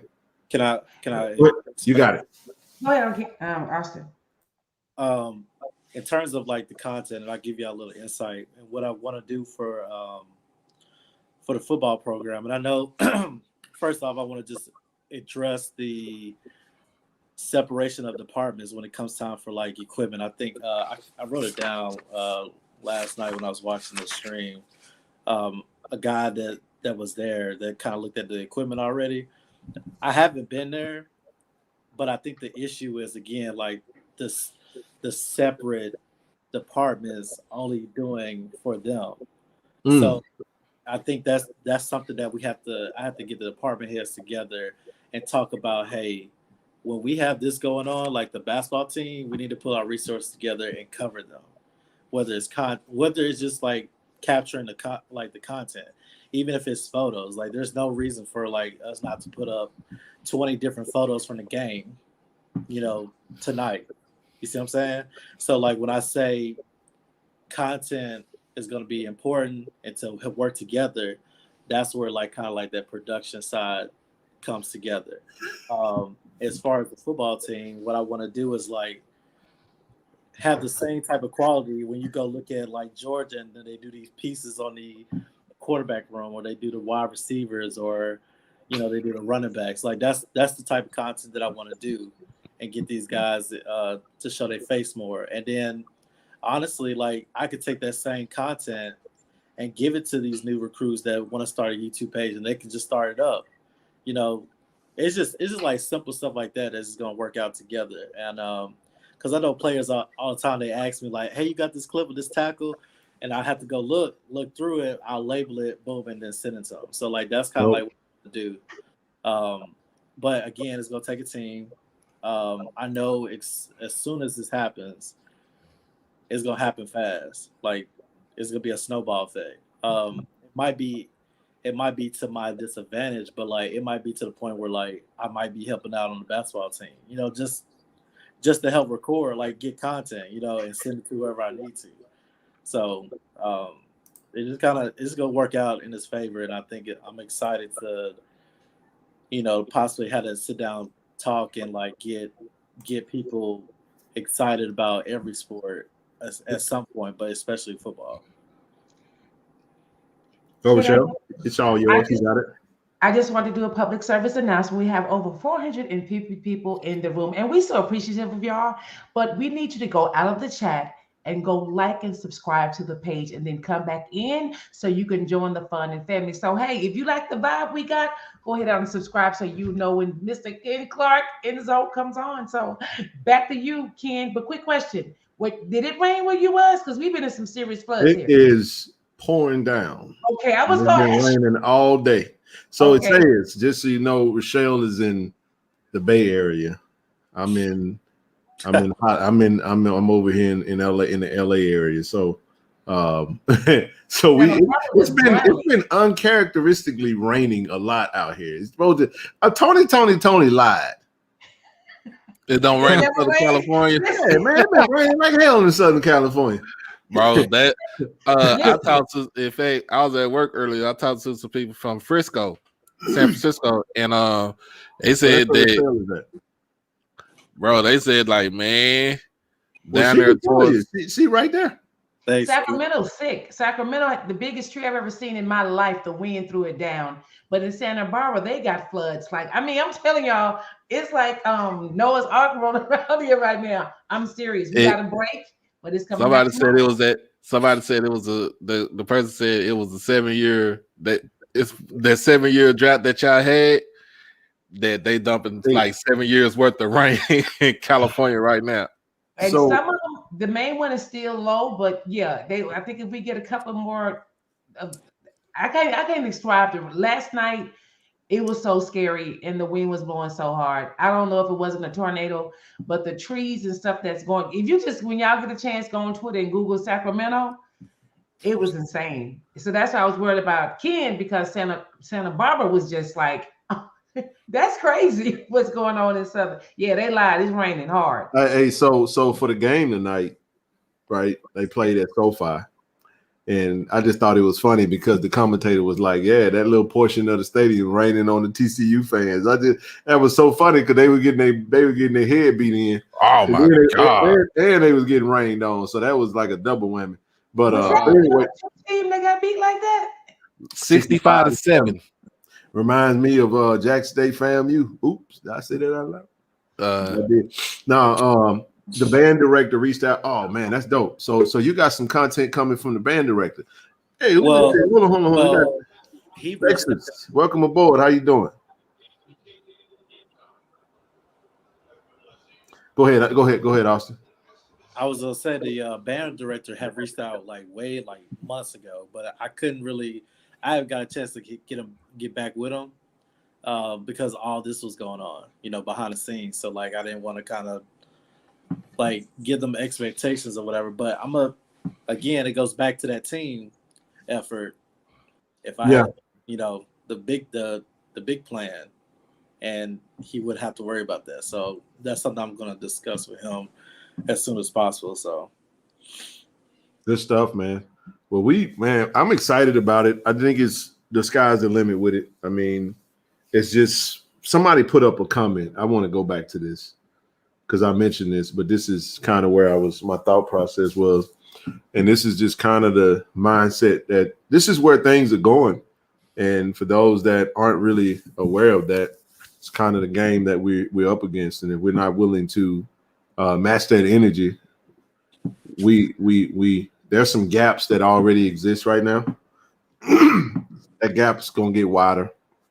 So we have to be willing to evolve with the times and be willing to pour back into the university as much as we can. And the more people we have, the better off it is. But somebody got to do it. So I'm working on it, working on getting that first one off the ground and mastering that. That's why, Kaylin and Austin, myself, it's just a matter of putting it together and just rocking and rolling. It's relatively easy when you think about it. It's just that we think it's not we really think this is harder than what it is, and it's not.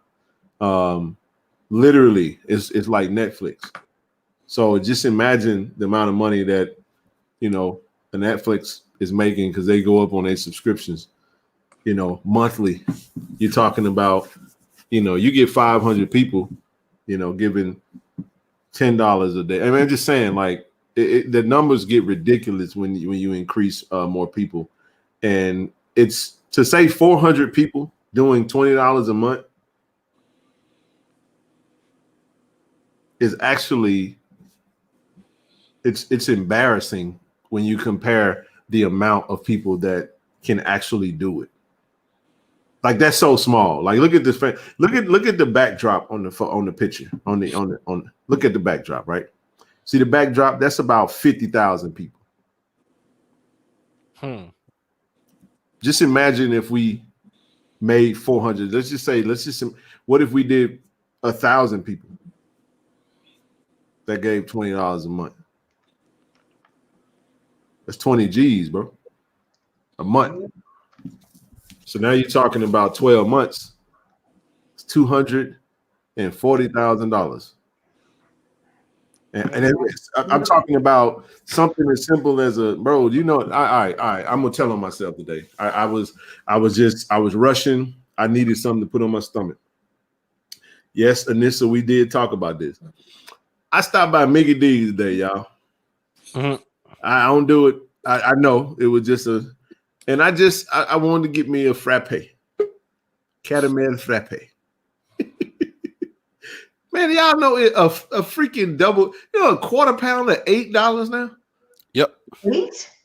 $8. So that means the combo $15. So I'm just saying, one meal eaten out is gonna be a lot. I mean, no, it's not gonna be a lot. It's gonna be the equivalent of what we're talking about. It's the equivalent of donating a dinner. That's how you gotta look at it. If we can get 500 people to donate one dinner, a 2 for $20 from Applebee's, you see what I'm saying? One time a month. That's 100 racks. Mm-hmm. Yes, I think we just don't understand that's one of our corporate money. Well, the thing is that what we're trying to do is, I know Travis was working on. We're trying to, we use Telegram, and just build up the chat to where you got that many people in that chat together. And once you're in there, everybody's all right. We good to go. Okay, this is what we're gonna do it, and then everybody do it, and boom, just like that, we good to go. Like, and that's just an example. I just wanted to throw that out there. Can I ask you a question, Ken, about the women's basketball team, and maybe Zoe know? Have we ever went back-to-back 4 times? Because this is the best team I've seen since we've been at state. I don't think we've had one. And Sadie McGee was here for a really long time, but not 4 in a row. Not 4 in a row, has it? I don't think so. I thought. We ain't done no 4 in a row. Well, is the competition in the SWAC, is she beating them bad? I mean, is anybody close to us? Yeah, I mean, there's been a couple of games that's been close, a couple of them. But this team here, it looked like they figured it out. Okay. Like how to play together. Like they having fun right now. You know what I'm saying? Okay. And listen, y'all may not believe it, but I'm just saying, like, that team is just now starting to peak. Oh wow. Like, it ain't even the level of talent that's on that roster is just, and the youthful talent that's on the roster. I was going to ask you how many seniors she got. That's a good question. I would have to look at the matter of fact. Okay. I have the roster. And I'm gonna go into I still have that roster from when we did the Universal Studios. Uh-huh. She got players 6'3". We got players like that. Yeah. So I'm gonna read it off to you. So nope, that's the football player roster. Come on, Ken, you tripping. What are you doing, dude? You tripping. Man, you tripping, man. It's in my other file. Okay, let me go down there. I had that. Definitely had that there. I had that thing. Give me just a second. I got you. I think this list is it's a good list, man. Because I thought this was Oh, I see it. You see what? 4 seniors. 4. She got 6'3", 6'1", 6'1", 6'4". Come on, you kidding me? Yeah. 6'6". Come on. It was like that. From Richmond, California. Okay. Yeah. Like that. Angel bad though. and then Angel shooting 80% from the free throw line. What? Yes, sir. That's something we had problem with. They had problem with last season. Now you see what I'm talking about. So you But she from Richmond, dude. Richmond is like the hardest place to be. Listen, Richmond is no joke. Yeah, I lived there for a little bit. She dunking? Wait a minute. No. Deja Woodard. I'm talking about now. Deja Woodard out here dunking. I get buckets, Austin. I'm beating the track. They was like, but listen, I'm not gonna feel bad about saying this. I have never been able to dunk the ball like Deja Woodard is. Now I can yell that thing off with one hand, off one leg. That was my specialty. But I couldn't. I I wasn't that two-hand jumper. I didn't have that athleticism. It wasn't in my God then he left that ingredient out when he was making me. You know what I'm saying? He just left it out. I ain't have it. But boy, the hops, bro. Did you see the HBCU game day video? I haven't seen that one. Oh yeah, I saw it today. So HBCU game day covered the Alabama State game, and he was like, "It's just the opening of the video." He was like, "Yeah, but when I saw it, he was like, yeah, man, Alabama State come in here, they ready to do their thing. You know, Coach Frieda, they gonna have it ready." He said, "Yeah, but when I saw Deja Woodard catch an alley hoop in the layup line, I knew this was gonna be different." That's what you say. That's what you say. You know what? Okay, yeah. No, it wasn't in my. Now I could yam that thing, Maria. Now don't. You know, I was slamming like, you know what I'm saying, with power too. Now dunking on dudes and everything. I couldn't jump off two legs to save my life, Doc. It's the strangest thing ever. It's funny because I didn't play in school, but I played for like street ball. But I dunk off two, dunk off one. It didn't matter to me. If you was in the lane, I'm getting you. Off two, this high. I can't explain it. I don't know why. No. You better hold on there, Frederick. Wait, what? I could yam. It's weird. I'm dead serious. Anybody that come on, bro. I can still get buckets with the best of them. But Anissa, no, I did not. Tomorrow. I didn't go today. I had something come up. But I am going tomorrow. But anywho. But no, I can't explain it. Off one leg, bro, I could jump through the roof. I never off my left leg, I'm flying with it, bro. From the dotted line, bro. Hey. But if I jumped off two legs, I could barely touch the rim. It was strange to me. I don't know why. I had to dunk with two hands off one leg. I couldn't. It was funny because I was learning. You know how you talk when you tall, inside out. You know what I'm saying? Post move, so give you a drop step and yeah. That's me right there. Well, it's going out right now. At 6'3" at the time, 6'2", 6'3", drop step. Here's the point. Go up. Here's the point. Deja Woodard is special. Oh yeah. She's special, bro. She's special. That's not normal, bro. You ain't seeing females dunking like that. And she just doing it with ease. I can't wait for her to catch it in the game, though. I really want her out there dunking Arvidas.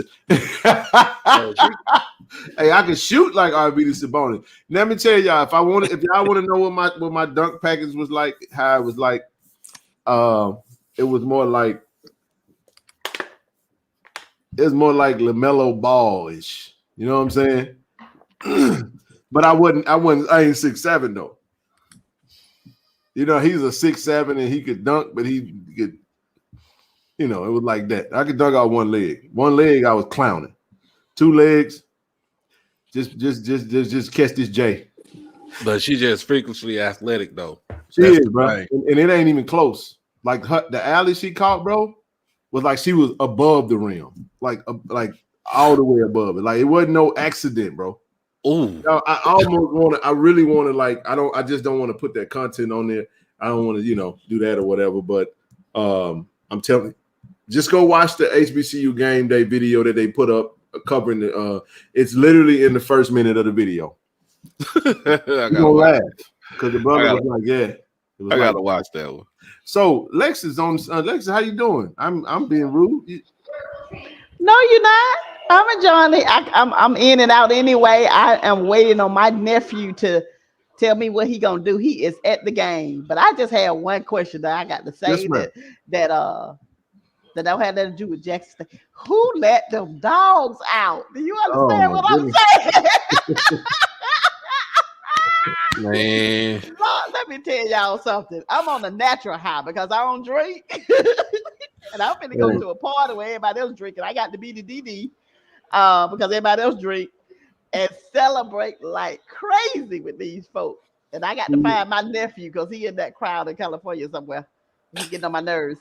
But Happy New Year to everybody. I wanted to say that. I kind of just went away and did my Christmas, New Year family stuff.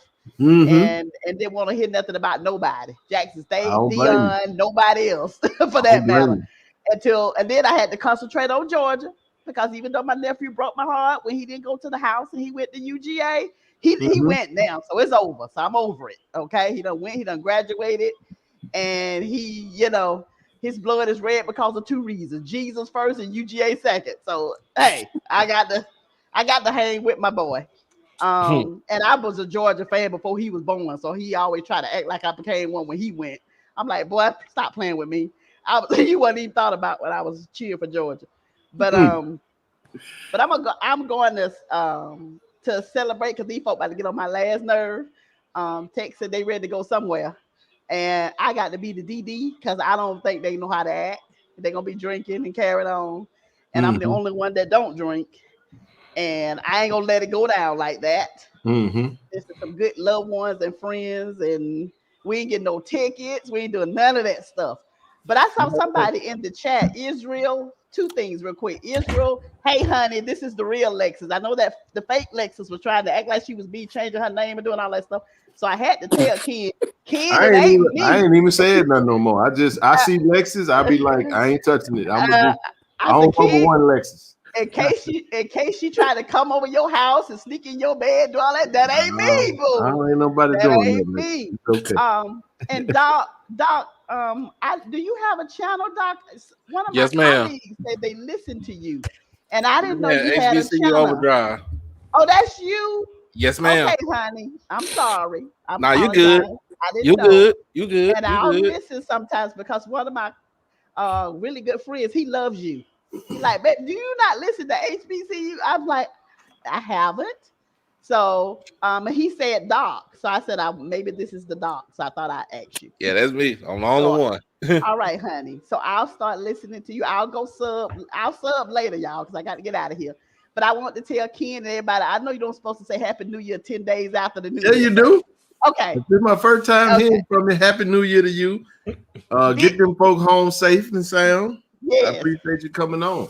Visuals, hi, honey. It's good to see you too. Hey, good to see you too. Yes, and I know Kaylin. I think I heard a little bit about Kaylin said she gonna drive home, so I won't try to talk to her because she's driving. None of that driving and talking stuff. You good? Yes, ma'am. Yes, ma'am. Okay. All right. All right, y'all. Listen, y'all have fun. I'm gonna have to catch up with you maybe later, Ken. All right, sounds good. And I'm gonna go UGA in the freaking house again. Do you understand me?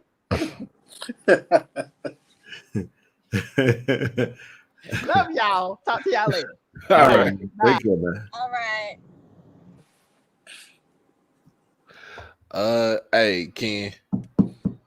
I just watched that video. That's me dropping my phone, bro. Hey, listen. I tell y'all what. I'm finna pull it up now, and I'm finna put that on here. I'm gonna do it quick. Y'all watch this. I got to. This was special, man. Hopefully, HBCU game they don't mind me. But I want to get that clip. I'm gonna turn the volume. Well, no, I ain't gonna turn the volume now. I gotta put that on because I want them to. I'm gonna snatch this up real quick. I'm gonna post this so y'all can see it. You know what I mean? And I'm definitely. I just appreciate them coming to Jackson to cover the team, though. You know what I mean? Like that's dope. Yeah. Ken, I think just to touch on that, I kind of want them to come to every game. I'm trying to set it up to where like we have like a new media regime, you know, like who comes in on the field and stuff like that. Yeah. So I really want them to come because like I know I was talking to one of the photographers at the Celebration Bowl. And he just said it's just been hard to kind of like get to games and stuff like that, you know, without knowing, you know, if they got credentials or not. So I'm trying to set it up to where like at least at the home games they're good for the whole year. You just got to submit the names that you got going on so we can put you on the list. So, all right, Patrick Bracey, I'm with you, bro. I'm with you. I heard what you said. I just finished doing this real quick. I'm finna upload this video, y'all. Let me throw it in my little editor real quick. Patrick, what's going on, brother? A whole lot, Ken. What's on your mind? I went to the game. What was it? Not tonight, but Saturday night. Saturday night when they played Saturday night. It was the first time I've been to a home game in a minute. And me and my wife, we were sitting there thinking of some of the things they could do better as far as the basketball games to make them more entertaining. We were thinking more like, they need to make it like, what would you call it? An adventure or something like that when you come to the game. Like they should have like laser lights and all that kind of stuff when we're taking the lead, going into the timeouts and different things like that, to make it more exciting. That's interesting. Yeah, because those laser lights shows and stuff like that, that's some of the happening things now when you go to like NBA games and stuff. And we just thought that it'd bring more, we'd be the first ones in the SWAC to have it, first of all. And that's what they do at some of the bigger schools. I like that. Anybody? Go ahead, Kaylin. You got something? Yes, I'm so glad you said that. I talked to Austin about that actually, as far as like the marketing aspect in sports. That was something that we did a lot as far as the lights. We would actually have the lights, turn all the lights off, and then give everyone who comes in the game like a glow in the dark stick, and it would just be like all the lights would be out, and then have the players come out, and it would just be grand, and it would really make a statement. It made a big statement, huge statement on the opponents, and we would do things like everyone would have like newspapers. It would be all kind of creative things that I had. I talked to Austin about, because that's something that I did when I was in the sports marketing internship at State. We had so many ways to really just bring in a different level of fan engagement, student interactions. We need more students in that stadium for real. I mean, we need them in there. We need them deep. We need them support, and we need them having we need that group of guys that have the hat and mask and paint and all that kind of stuff, because there's people out there that will do that. It's just not. It hasn't been put on the forefront. If it has, it's just, maybe not recent or has been, broad about it. So I definitely think that'll be a great aspect to add into. It's kind of like a little a little kind of preliminary for, what's to come for football season. If we do a couple strategies, and then just kind of do a SWOT analysis to see what really works, that'll be able to help us as well going into the fall with football and the other sports as well, just being able to bring in those students. So I'm glad you said that, because, we there's people thinking about that, and it's something that definitely can be done, as long as, we're able to get the go ahead for that. I like that. Yep. If y'all hold tight real quick, I got that clip. It didn't take me but a second. I'm finna play it. So hang tight. Hey family, it's your favorite cousin from Mississippi, D. James. First off, Happy New Year's. Welcome to 2023. And what better way to start the New Year's off than a rematch from last year's SWAC basketball championship between the Alabama State Lady Hornets and the Jackson State Lady Tigers. The ladies from Montgomery, Alabama brought back a lot of that experience from last year's team over into this year. The expectations are pretty much still the same. They intend to play and compete for a SWAC championship. But since we're family over here at HBCU Game Day, I'm going to be honest. When I saw Mobile, Alabama's own Deja Wood go up for an alley-oop in the layup line, I really felt different about the whole SWAC season, y'all. Alabama State comes out doing what we know they...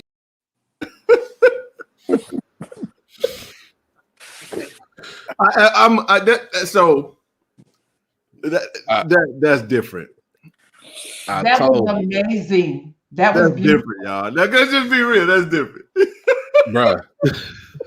Is she a senior? Yeah. That's different. Okay, I'm back.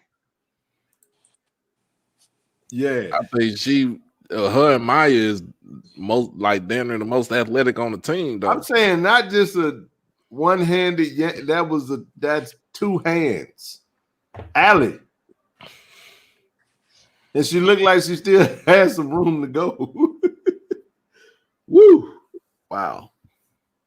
It was done with great ease. It was just smooth. It was so pretty. That was crazy. And there he is.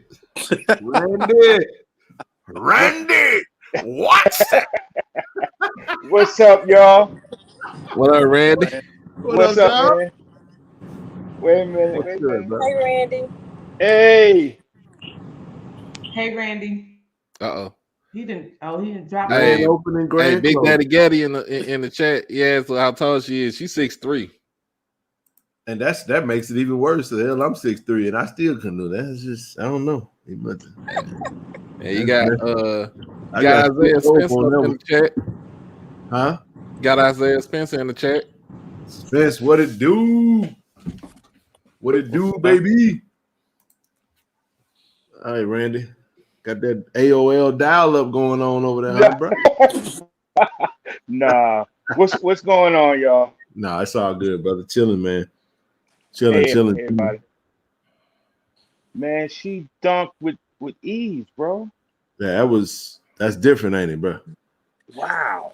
Yeah, that was when he said that, and we all family over here at HBCU UK. He said, but when I saw her dunk in the layup line, yeah, that was funny. What's she 6'3"? 6'3". That's it. On a good day. She got bunnies. Yes, sir. She got hops. Yeah. Yes, sir. Definitely get it out the way. Mm-hmm. Yeah. But it'd be crazy if she came down the court, bro, and just on a fast break and just yammed it on something. That's what I'm waiting on, bro. That's coming. It's coming. She gonna get that break, man. Bro, you know how flipped out the AAC would be, man, if she did that at the house. Sports Center stuff.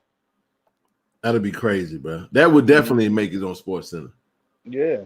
Without question. Without question, bro. So we got Austin on this thing, Randy, man. He got a big meeting coming up Wednesday. Let's go, Austin. I know you've been waiting. Ion, do what you got to do.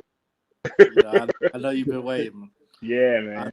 I took some notes though from Saturday, so I put that in the little package. You know, we gonna get some content out there. I think that the easy thing for me is like understanding like what we had before, and so I don't want to oversaturate it until I get a team, and then once I get a team, that I can oversaturate it at that point. Because it's basically going to be a trial run for the team. So I'm gonna pull students, I'm gonna teach them, I'm gonna make them get up to par, at least at my standards, and we're gonna set a tone for the season. So the biggest thing is for me to just teach them, and not even just them. Any student that want to learn, because at the same idea, I want them to be able to go to another institution or go to another level and kind of raise the bar for them. So because there's a level of quality that you want. And to give you an example, the iPhone is easy because it changes the settings for you. So that's great.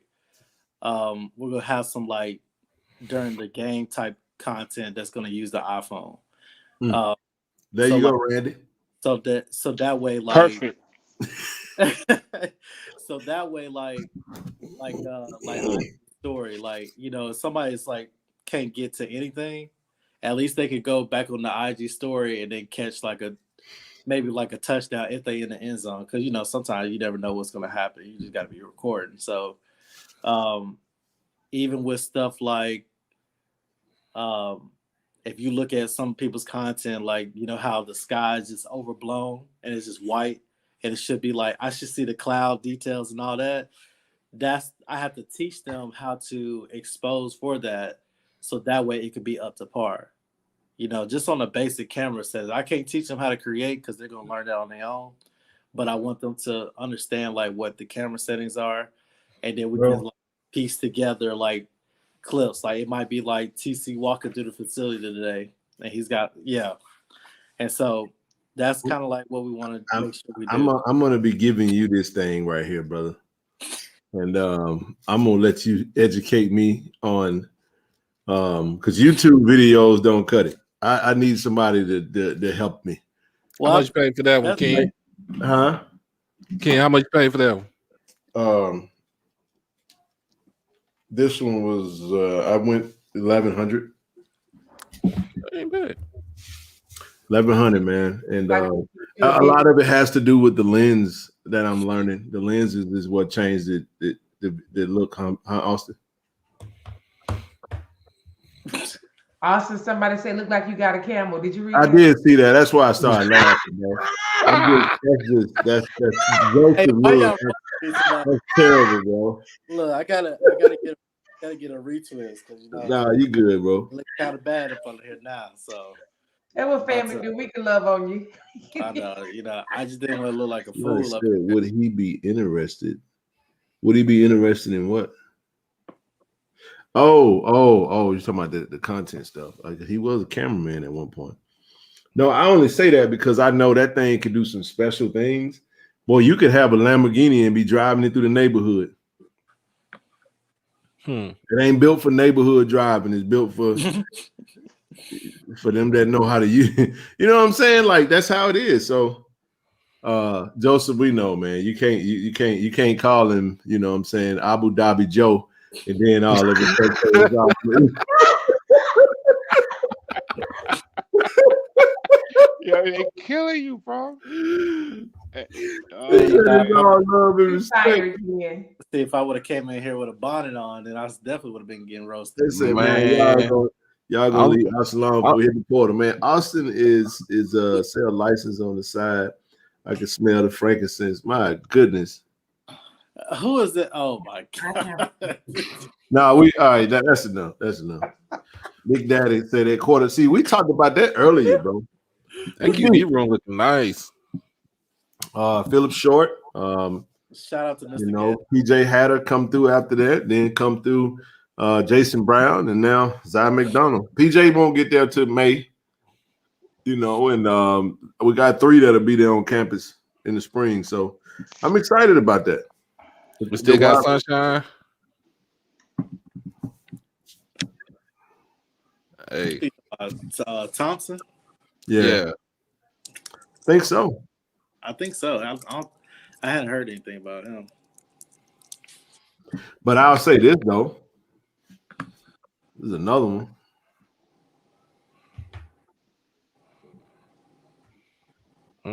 But that quarterback room gonna be real nice, y'all. Just stay tuned. It's loaded. You know what I'm noticing, Ken, is that you guys might be almost deeper than you was last year. We are. Especially at that position, for sure. I think you kind of saw it at the Alabama A&M game. Yeah. That was telling. Yeah, we and he hit the portal. Actually, all of them hit the portal. Matt, Norman, JP. That's it. And then 2, we're changing, you know. We're changing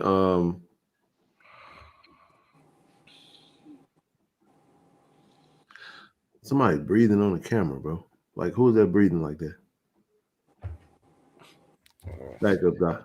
It's like somebody asleep now. So you done dozed off over there, bro? Rich said, that's not you, is it? Let me mute you.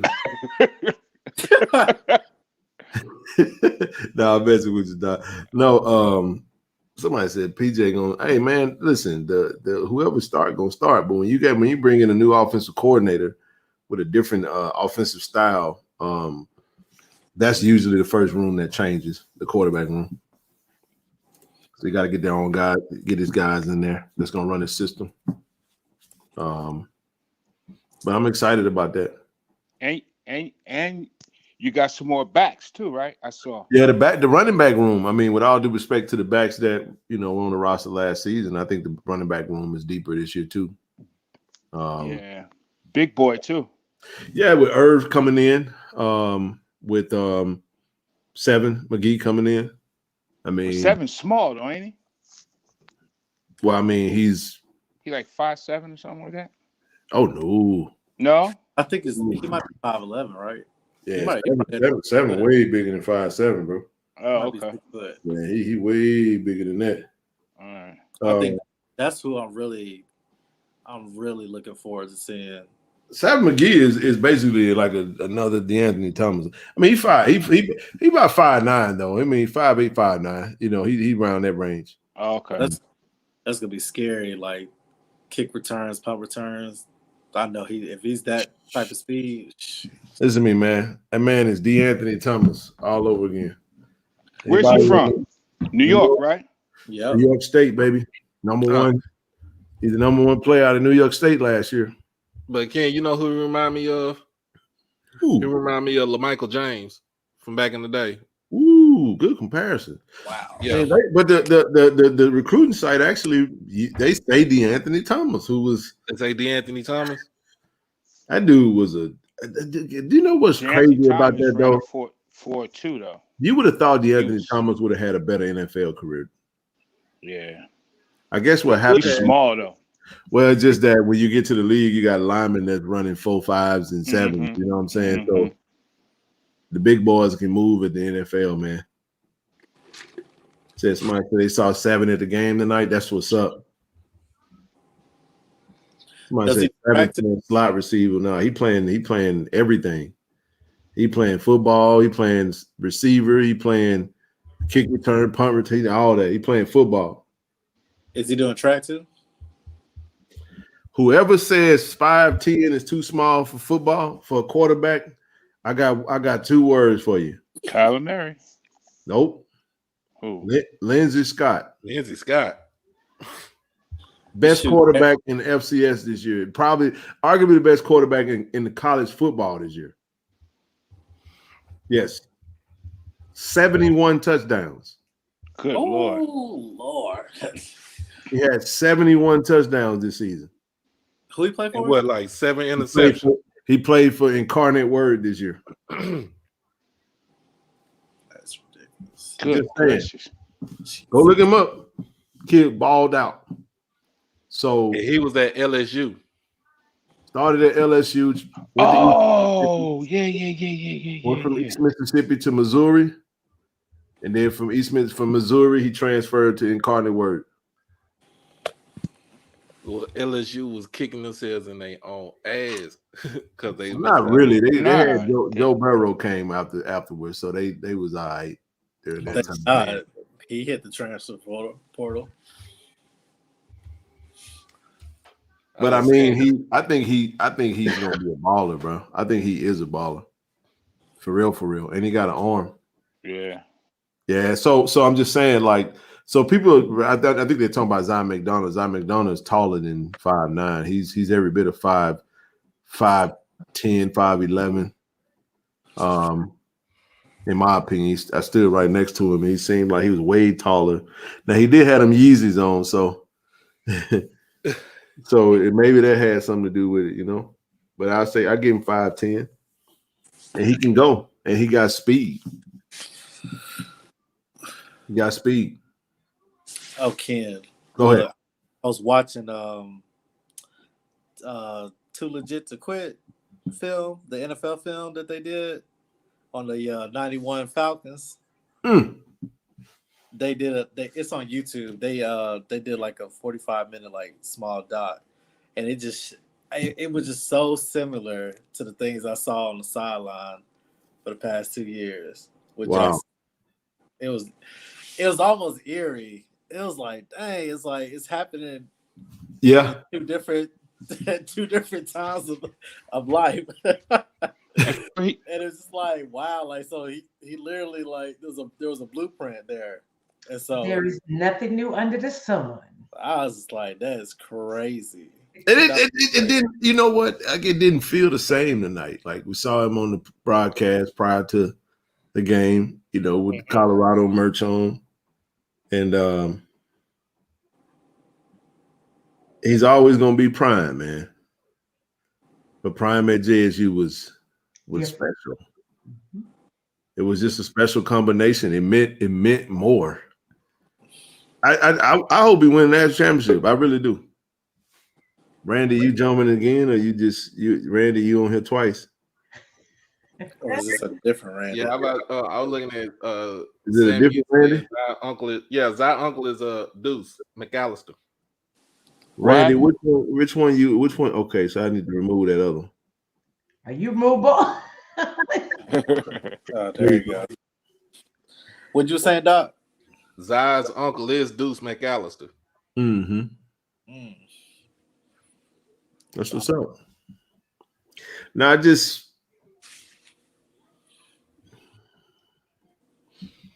it don't hit the same, man. So the thing that made college football special to me was like the passion, the pure passion that come with it. You know what I'm saying? Like tonight was the end of the college football season until, you know, we got to just suffer through everything until start over again. But now that you've gotten like, you know, like money has gotten involved, like it's like NFL football don't really get really, really good until like playoff time. Cause that's when they play for what it. Now it's good, don't get me wrong, but I'm saying like I'm all about that passion though. You know what I'm saying? So tonight just was like,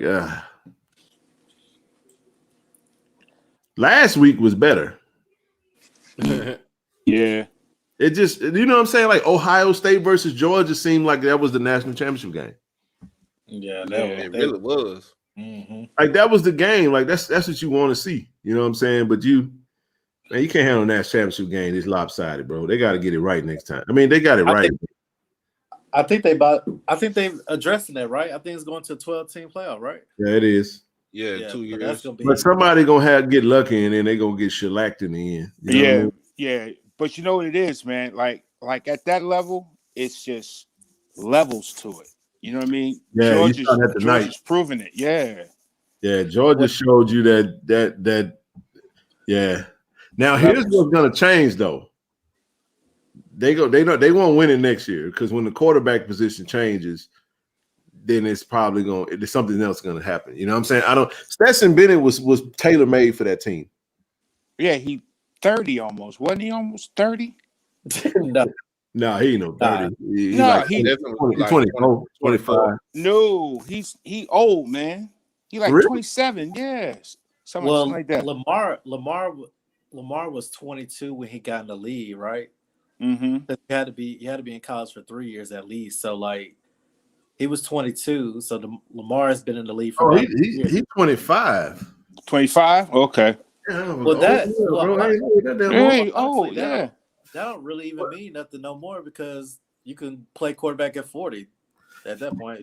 Well, you saw that dude that was playing for somebody that hit the portal. He like 29. I'm like, bro. Yeah, that's it's gonna be time for you to retire in a minute. You're talking about Austin Arney from North Texas. Yeah, he's like 29. But he played baseball. He got drafted into baseball. Yeah, he's like Chris Winkie. Yeah, Winkie did that too. Yeah. Yeah. Man, he better enter the draft. Telling you. It's funny. He threw for like 35. He threw for like 3,500 yards this year for North Texas. But I don't know. He guess he tried to get his draft stock up. And he feel like he can't do it at North Texas. So. Man, Stetson Bennett older than Lindsey Scott, bro. That's crazy. Yeah, he old. Lindsey Scott 24. Yeah. At least he'll be NFL ready, hopefully. And this was his 7th year. Yeah. 7th season. Oregon has somebody like that too. We got somebody like that. Really? Jason Brown. This is 7th season. Huh? The young man that just committed to us. This is year 7. Oh, the back? No, who was the that? Quarterback. Oh yeah. Okay. Wow. I did not know that. Jesus. So he started off St. Francis. Okay. He tore his ACL, got a medical red shirt. Okay. He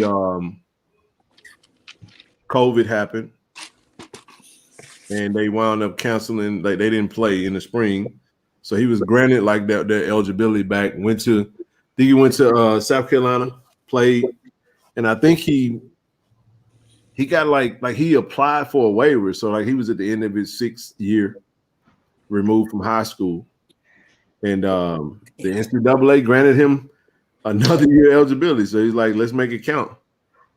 Wow. Yeah. So he went good for him. Virginia before that or after that? He was at Virginia Tech, but he didn't play. Good for him. So if you don't play, you get to keep that year? No, I think it was some type of a loophole that wound up allowing it. And I know COVID and red shirt, you can medical red shirt. No, he had a medical red shirt and he had a regular red shirt. Oh, Dang, they had 10 years right there. Jesus. So you get 4 for 5. You get 4 for 5. Or is it 5 for 4? 5 for 4. 5 for 4. Yeah, five. You get 5 years of eligibility to do 4 seasons. Okay. COVID granted you 1 year. Got it. That's the 6th season. Medical. That's what was causing the log jam with like the high school recruiting. Yeah. Oh. That's why any coach that is smart right now, you just go after high schoolers. Okay. Why though, Ken? Well, Why because would you do that? a lot of high schoolers are going to get overlooked because most colleges are building off the portal. I get that part, but if I'm a program building, I'm just going to recruit in the portal. I'm gonna tell you a program that don't do that. I know They just won 65-7. Georgia don't build off the portal. They build out of high school. but they don't have to. Now they Portal. don't. No, I'm saying now they don't. Yeah. But if you look at the young man, like their best pass rusher was a true freshman, bro. Like number 13 was just like he just put the hat on the table last year, like for real. Crazy. Yeah, that's what I'm talking about, like an embarrassment of riches. Yeah. I'm about like, Listen. Yeah. And then Branson, the running back, what's that name? Robinson? Yeah. Out of Germantown, that's D. Corey C. That's his first cousin. Tiger Talk. But you know what, kid, that is true. If everybody going to the portal, does it make it more challenging for high school students? Yeah, what's happening is coaches are thinking just because a kid got out of high school and went and played somewhere, or they got a Power 5 opportunity and then play based off their star system. You can just be a product of this system where you go to camps and you get looked at, and because you make a few plays at these camps, you get a 3-star, and then you do a little something in a little 2A school. Not no disrespect. I'm just saying, like, they give you a 4-star, then you get to a real program, and it's hollow as rotten oak. It's built on shaky foundation, no toughness, no discipline, lack of self-awareness, and then they hit the portal, and then that coach be like, "Oh, I'm gonna go out this kid first." Yep. But in actuality, you might have a kid coming out of high school that's a dog that can contribute right away. So all I'm saying is when you look at, I think Campbell has really done them players extremely well. Like this past offseason, Randy, like, yes, man, they have hunted in the high school ranks. And I think they have about 18, 19 3-stars. So wow. Now I think it's pretty clear. Can't confirm this. Maybe somebody else can, but based off the way that they're recruiting, it's obviously clear that they have something in place in the form of a collective. You think so? Not saying Mentor ain't a great coach, but trust me. But they're a really small school, though, right? Private school, I think small But school. they looked good when they played the game. It was a good game. Yeah. And they're going to a different conference next year, so Yeah, they're being the I Colonial. think they're gonna be tough as all. They're gonna be tough as a box of nails, man. I'm telling you. I was checking out their drops. I think Lightspeed was always saying, I was like, okay, Campbell. I kept watching. I was like, okay. So they definitely getting some recruits for sure. And yeah, now they got it. They using the full allotment of scholarships. Yep. I'm off camera, y'all, because I'm scratching my back.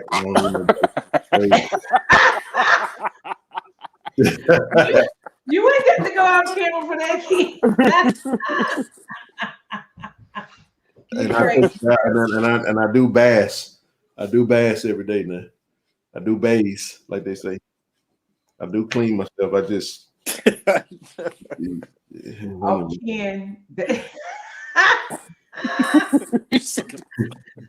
visual you just said. I'm over here like this right here, man. I'm over here with it. I just had to, Oh. ASC and Campbell will be in the same conference. Yes, they will be. They both going to the CAA this year. So, what do y'all think about the A&T hire? What do you think about that? Vincent Brown? Yeah. My boy Dave said it's a great hire for them because you get somebody that stays in that's from the actual conference. Came from William and Mary. Yep. And so he played at Valley though. Yeah, he played at Valley. So you get rid of one coach that played at Valley for another coach that played at Valley. Yeah, he a swag guy. No, I know. I'm just saying. Vincent Brown, man. Didn't he have some shoes? I think I had bought his shoes, bro, when I was a kid. I wanted a pair of shoes. Remember he was with the Patriots? Vincent Brown? Vincent Brown. What he had a shoe. Huh? What position? D-line? Defensive lineman? Vincent Brown. I don't know. Yeah. Lineman. Man, I'm finna Google that. I know for a fact I remember one of them shoes, man. He had some shoes. I think I have to remember, man. It's been a long time. I'm a football fanatic, and that name don't even ring a bell. He played in the late 80s and in the mid 90s. So he was there when he played when Drew Bledsoe was there and Bill Parcells was the head coach. He played Tippett and all that. With Andre Tippett and all those guys. The Super Bowl year.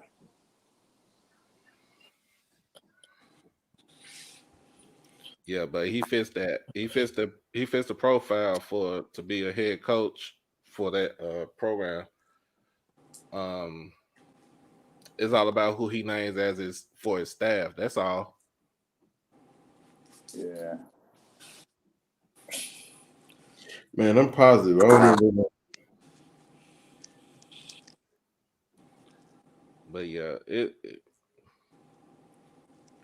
I like the hire.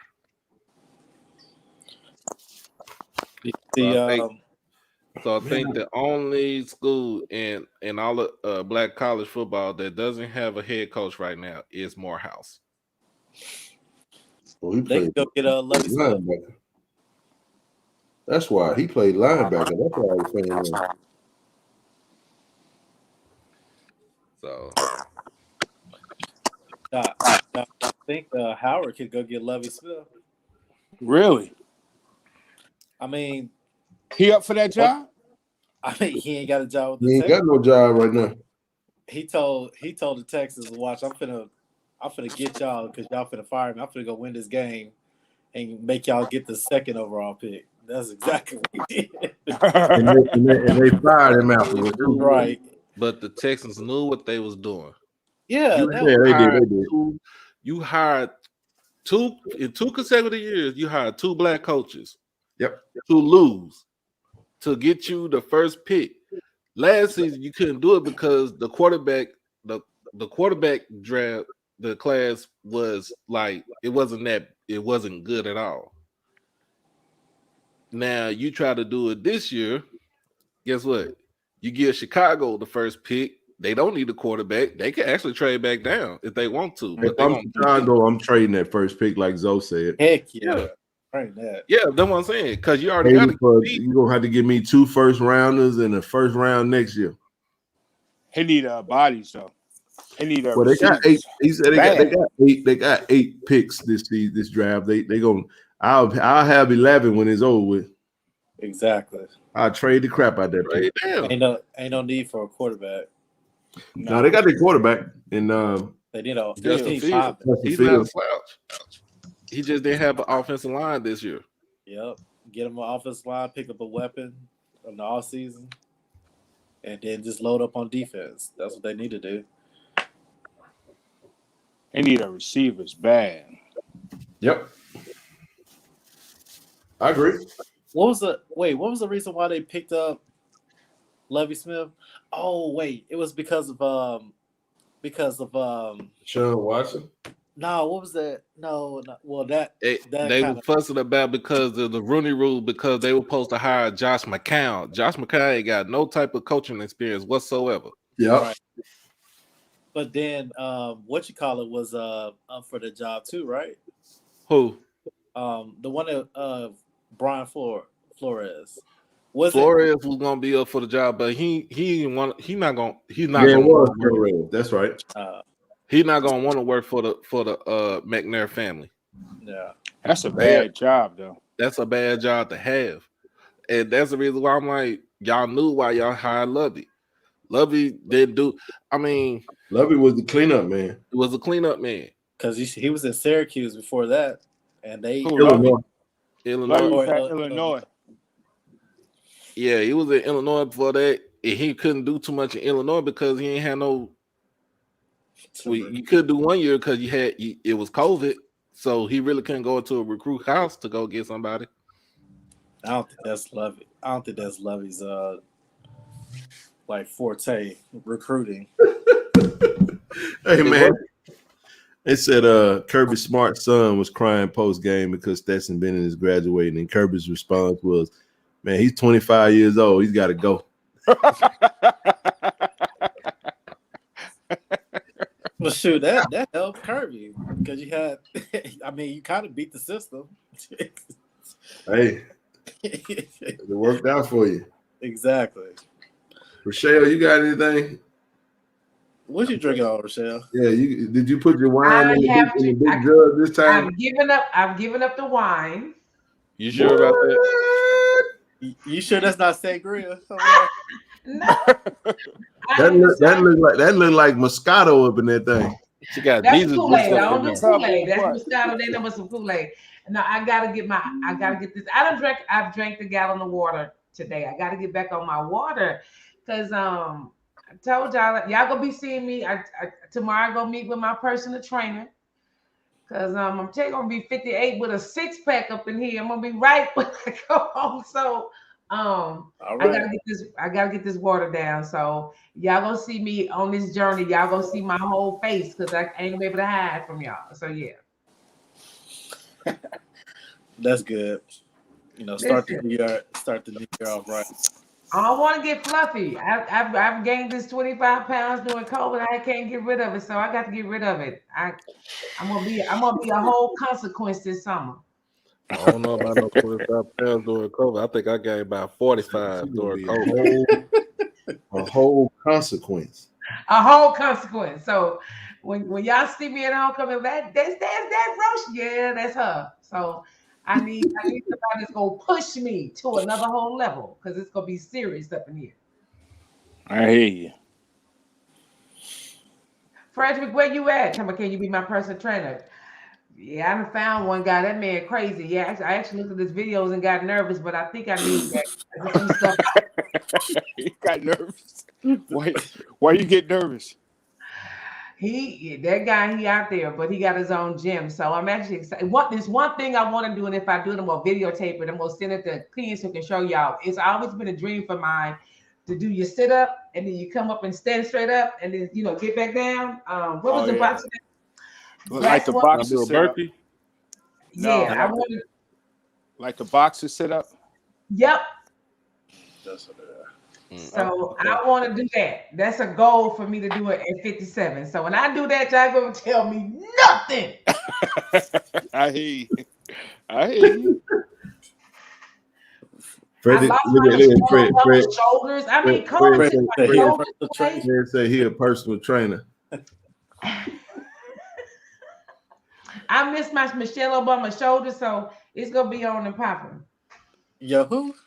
She said Michelle Obama. Michelle Obama shoulders. What? Oh my God! That was listen. COVID took me out. Before then, I used to weigh 500 pounds. I've released 285.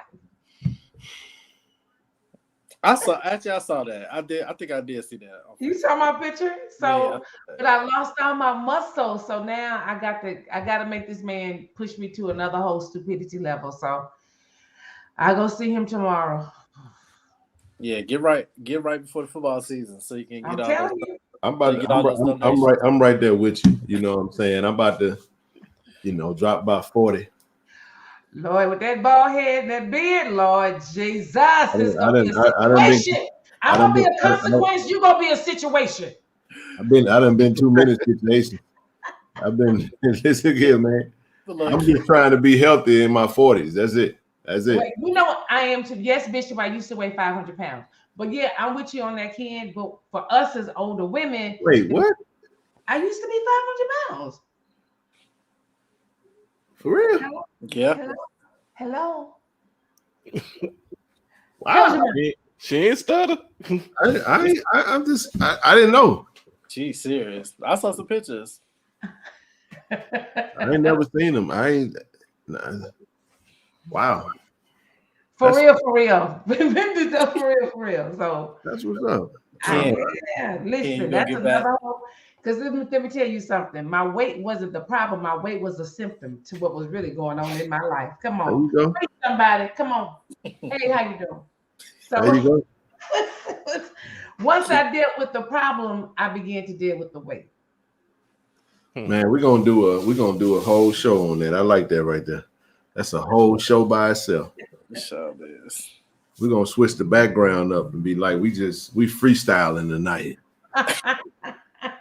Kid, you gonna lose that 40 pounds and you're gonna be come back on the stream like donations. Gifts. Because the hair gonna be really shiny. Hey, I'm gonna get look, when I really get right, I'm gonna put a JSU block on my chest and just sit here on the stream with no shirt on. Be like, be like, yeah, this JSU stream. 2 tickets to the gun show. Donations. Oh my God. That man said donations. Donations.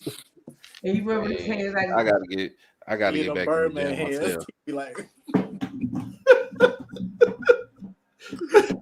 hey dog, I'm for real, bro. Hey man, I'm on it, man.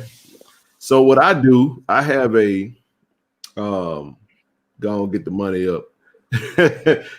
So no, I don't do New Year's resolutions that way. When I want to lock in, my month is February. Really? I can't do January. Okay. I'm a contrarian. I go against the grain. So everybody's trying to do January 1. My mental is just like, if I'm being real, I'll be like, fuck January 1. February. Like that, no BS. That's how my mind works. And I'll be like, so January 1 is just don't really care. But that's funny. Yeah, then she said, this is a good point, Bonita. Donations bring about situations. Yeah, they do. Hey, she ain't never lied on that. No, I'm about to hit that gym, man. I had when you use basketball as a means for cardio for so many years, and then when your body just won't allow it like it used to, you got to switch it up. And that's been my biggest dilemma. Like Austin, not you, but being in Austin, that's the biggest part about what I miss. Like we ran, basketball leagues, so it was just basketball 3 times a week was on and popping.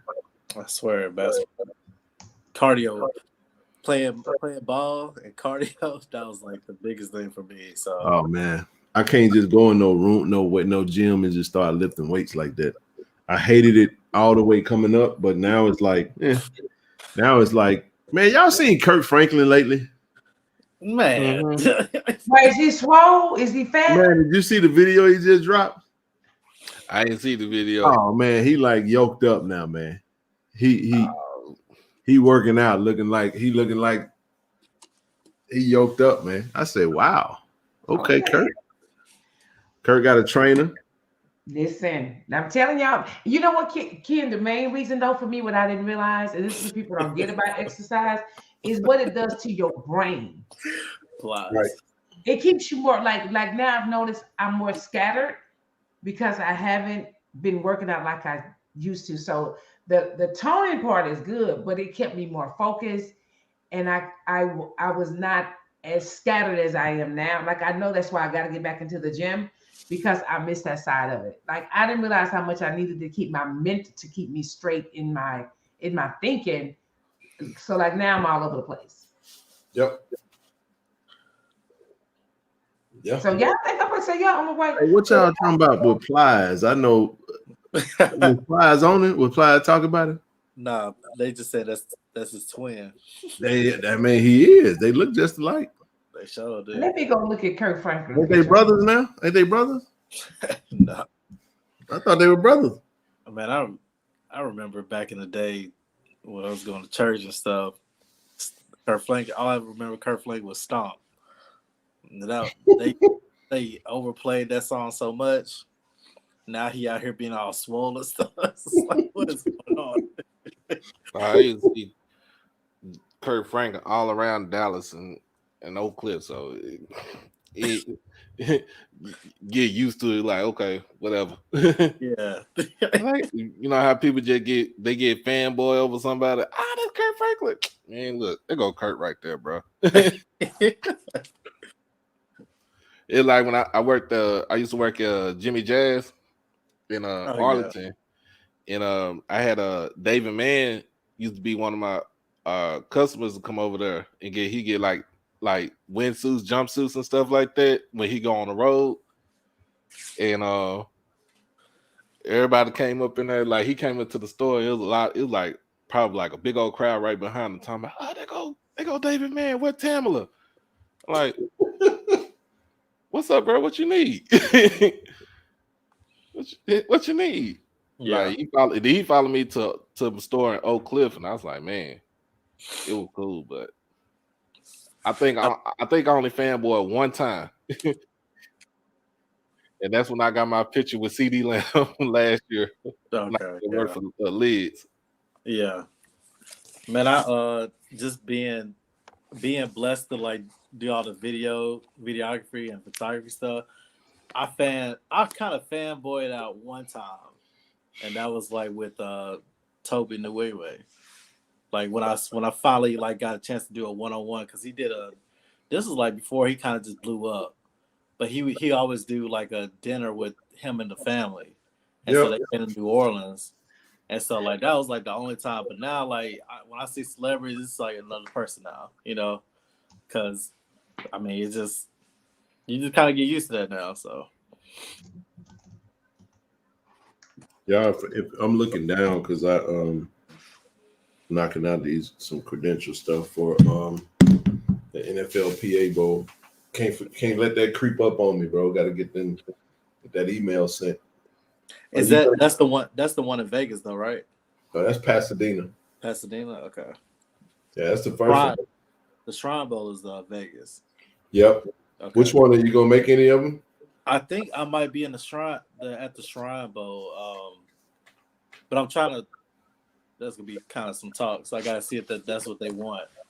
They gonna send me out there or not. But I think somebody else is gonna send me out there, so I probably might be out there though. So, Man, that's what's up, bro.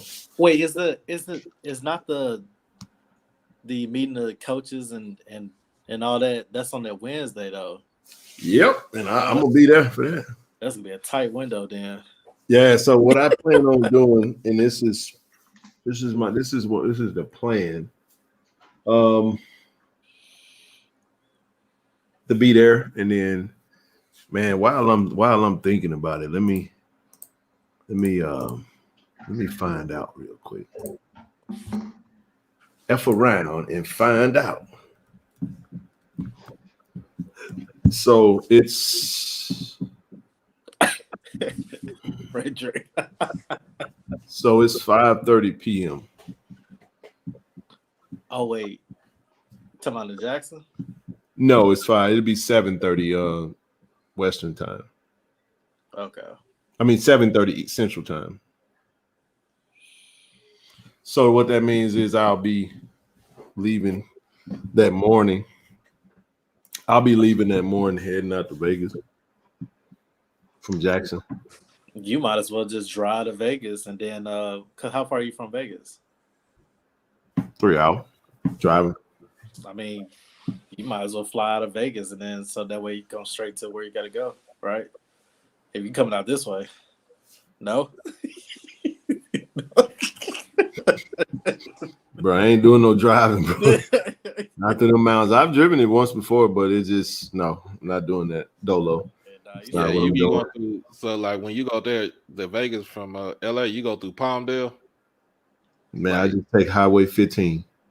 Yeah, I think my wife was she told me that's the way you take to get to Vegas from where she was go at. through Victorville. You go through Victorville and whatever the hell is on the other side of that. I just know it's a lot of mountains, bro. Can somebody want to ask you a question? Sure thing. Put it up on the screen. Can you put it on the screen? I don't have that access to that. And I have to make you an admin. You just be admin access. So what's the question? Where is the question was, what do you, because she said wrote it twice. Granny Ann says, what do you think about the new offensive coordinator at Grambling? That's a great question. Who is it? I think his name is Paul. Yeah. He's a running backs coach from ULM. Isn't that ironic? Isn't that ironic that they hired him, the running backs coach from ULM, and then they hired Broderick Fobbs as the running back coach at ULM? So the running backs coach goes to Grambling and becomes the offensive coordinator. And he was a great high school coach. I think. What was ULM's record last year? ULM, I checked.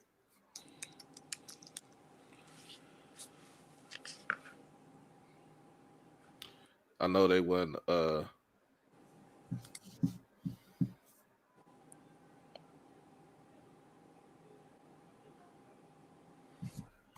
trying to see.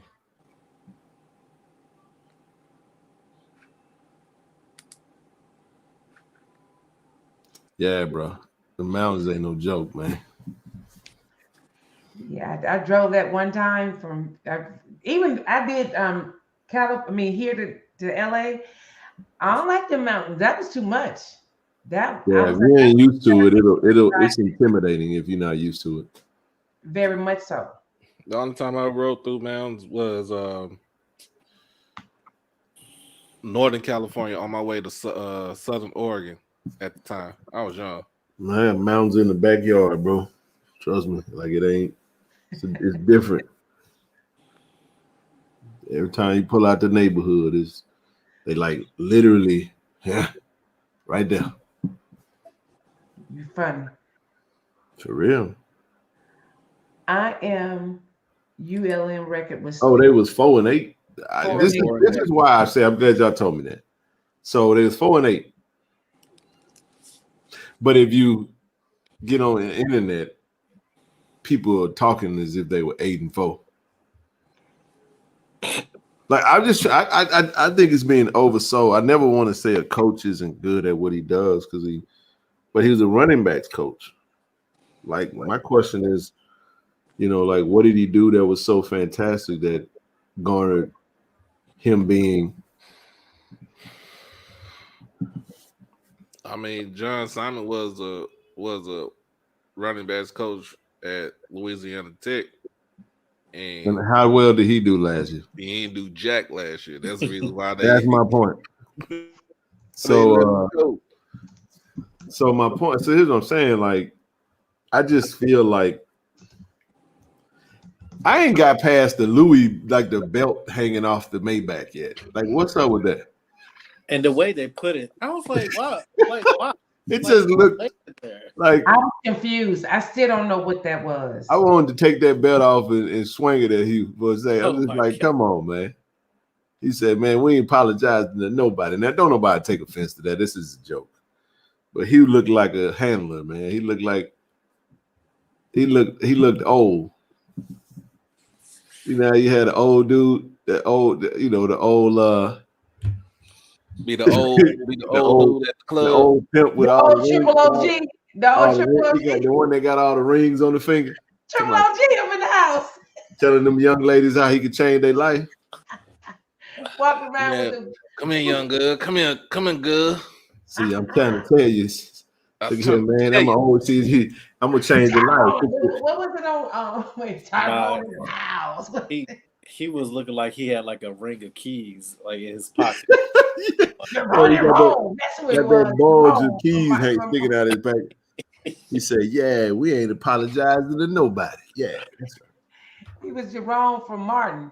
Boy, that sounds like some pip talk for real though. Man, Hugh sound like what's the UFC Conor McGregor. Said, I want to take this time now to apologize to absolutely nobody. That's what he said. So yeah, man. I mean, hey, they had the bags all on the floor. I mean, all on the ground in front of the car. I don't get it. Was he just playing? What was he doing? I guess it's recruiting. Yeah. Or was it? I guess if they get bags or something. I'm assuming. Oh, Southern had the Rolls Royce on their field. Oh, really? I know. They did that for Jelani Davis, though. Jelani Davis was on a practice squad at Jack State, so it's D-line depth. I would have loved to keep him, but he never got on the game. He never got on the field. Yeah, I know they did that in Colorado. Had the two cars. I seen the video with Coach Brewster sitting on one. Let me tell you something, man. I don't get that though. Like, are you saying I'm gonna be able to drive the car? I like what Anessa said. How much money did they spend for that? I mean, whatever it costs to rent them. I know Colorado had it too. I saw they had it. I was like, okay, everybody's getting these cars. I'm so glad we didn't have to be flashy to get our players. Honestly, why would you want a Lamborghini in Colorado though? Honestly, I saw that. I was so confused. I was like, I don't get it. I understand. I get it. It's for the, it's pictures and whatnot. I don't get that. Because if I'm a kid, I'm like, bro, I want a car. Yeah, I can see that. Like CJ Stroud had a G-Wagon. Yeah. Like that was his. He bought it. NIL. Mm-hmm. Just saying, you know what I'm saying? Bijan Robinson had a Lamborghini. Was it Lamborghini or Bentley? It was one of them called Quinn Ewers, Aston Martin. I ain't gonna lie to you, kid. I probably would even ride around in that. I don't know. That's just a Target. I don't know. Yep. You're Quinn a big got Target. his deal. Remember, Quinn got his deal in high school. Now I ain't gonna. I'm gonna drive that G wagon though. Look at you. You know what? I got the coins, but No, $2,000. that's my favorite whip right there. I ain't gonna let nobody know what I'm. But you see that black on black, don't you? Just hey, you know Wait, what I'm is saying? No, that $350,000 though? huh? The G wagon costs $350. Brand new. Yeah. But I ain't buying no man, brand new I'm G a- wagon. I mean, so one thing about the G wagon though, you can get it from an 02 all the way up to a 22. They look the same. Not the 22. They look the same, but the grill changed. The the newer models have a different type of grill, but I'm a car guy, so I'm a 2-door type of guy. I feel you. I'm with you. I remember when we was in school. I was in school over at Jackson in '98. Corey Bradford was getting ready to go into the draft, so he had hired an agent, and he ended up. I think he was one of the first ones to come on campus with the Lincoln Navigator. Everything up in there, just bumping. That's when we still had the street going going to school. Said my next car will be electric. I drive I have a hybrid, yo. I'm getting averaging close to 50 a gallon. Well, about 45. That's including highway. But yeah, about 45 miles per gallon to the gallon. Yeah, my next car could be electric too. Gas too high. Yeah. It's all good. We got 8 minutes, y'all. So y'all got anything? Any other questions y'all got before we close this one out? I got a question for you, Ken. How you get this overlay on your thing, bro? I'm jealous. He's been working hard on that one. I got a couple of them, man. Oh God. I'm jealous now. You should have never said that. You got that one right there. See, you know what? I'm slacking. I got that thing right there. I'm slacking, bro. I need to. Yeah. Did you get that off of YouTube? YouTube's help you do that? Nah, ain't no YouTube right here. Who you go through on that YouTube, one? did anybody show you how to do it? Did you learn it from someone? I saw one video just working with Canva.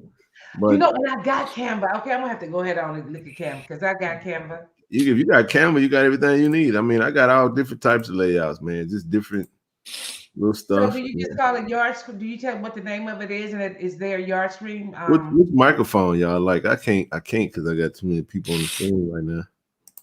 Yeah. Okay, look at you. Like, look at it like this right here. So y'all tell me which one y'all like. Which microphone? Y'all like that microphone? Or y'all like that microphone? I like the black microphone. You know why I got that one right there? Because it looks like the one that I have. But I like all things black, so.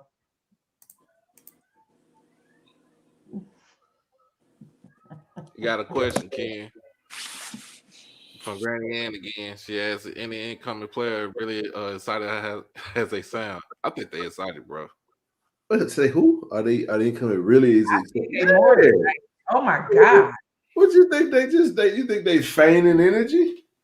Look, I think the exciting thing about that is like the workouts, like the off-season workouts, that's gonna be super intense. You can just tell. Like they're gonna be going at it. What I mean by that is like the weight room, like any type of drills, like all that's gonna be showcased. Yeah. Oh man, he said it. That's why my name before I switched it was Red Wine Hemi 39 before I drove a Challenger V8 to the day I die. I can't do hybrid. hey, I say this though. I say this. There's a reason I drive a hybrid. So you can blow that butt down. No. I don't pay for it. Too damn high in California. I ain't mad at that either. I don't pay for it. I'm not mad at that either. Nah, that motherfucker to the wheel fall off. I got a luxury car. I got a luxury car in the garage I don't drive. And do get why? Gas. Card and no note free. Which hybrid you got? Toyota Camry. Oh, okay. Yeah. Got that thing brand new too. Straight from John Elway Toyota. So did. Not John Elway. So when it's hybrid, how does it that mean it's part gas, part electrician? Oh, it's all gas. It just has a system in it that allows you to get more gas mileage. Gas. Yeah, it's all gas. Okay, I didn't. Okay. You got a I don't mean, it's got a hybrid system in it that runs off the battery. Can you say you got that where? Toyota dealership. It was that John Elway owns it. Oh, I didn't know you was out there in Colorado like that. It's in Ontario, bro. Inland Empire. That's where I picked that one up from. Let me catch you in Denver. I'm a side eye. Man, I ain't even put that together. He went to Stanford, bro. So he was in Cali before he ever went to Colorado. He was in Palo Alto before he went to goddamn Colorado. Trust me. When they go finalize the schedule, because you and I gotta make that trip on that off week. Oh man, look at him. That's a great question. I just need to lay it out so I can know where I need to be at. Man, I don't know. Somebody mess around and watch these streams. I ain't gonna be getting no free tickets. Hey, Coach Simmons already told everybody for September the 16th. Texas State. Speaking of, I'm glad you said that, Doc. You see, Texas State just picked up a quarterback, huh? Mm-hmm. I saw that. Where he came from Arkansas. Yeah, Hornsby. Yeah, Hornsby. He's solid, man. Yeah, he is solid. Yeah. So that means we're gonna have to in the alley.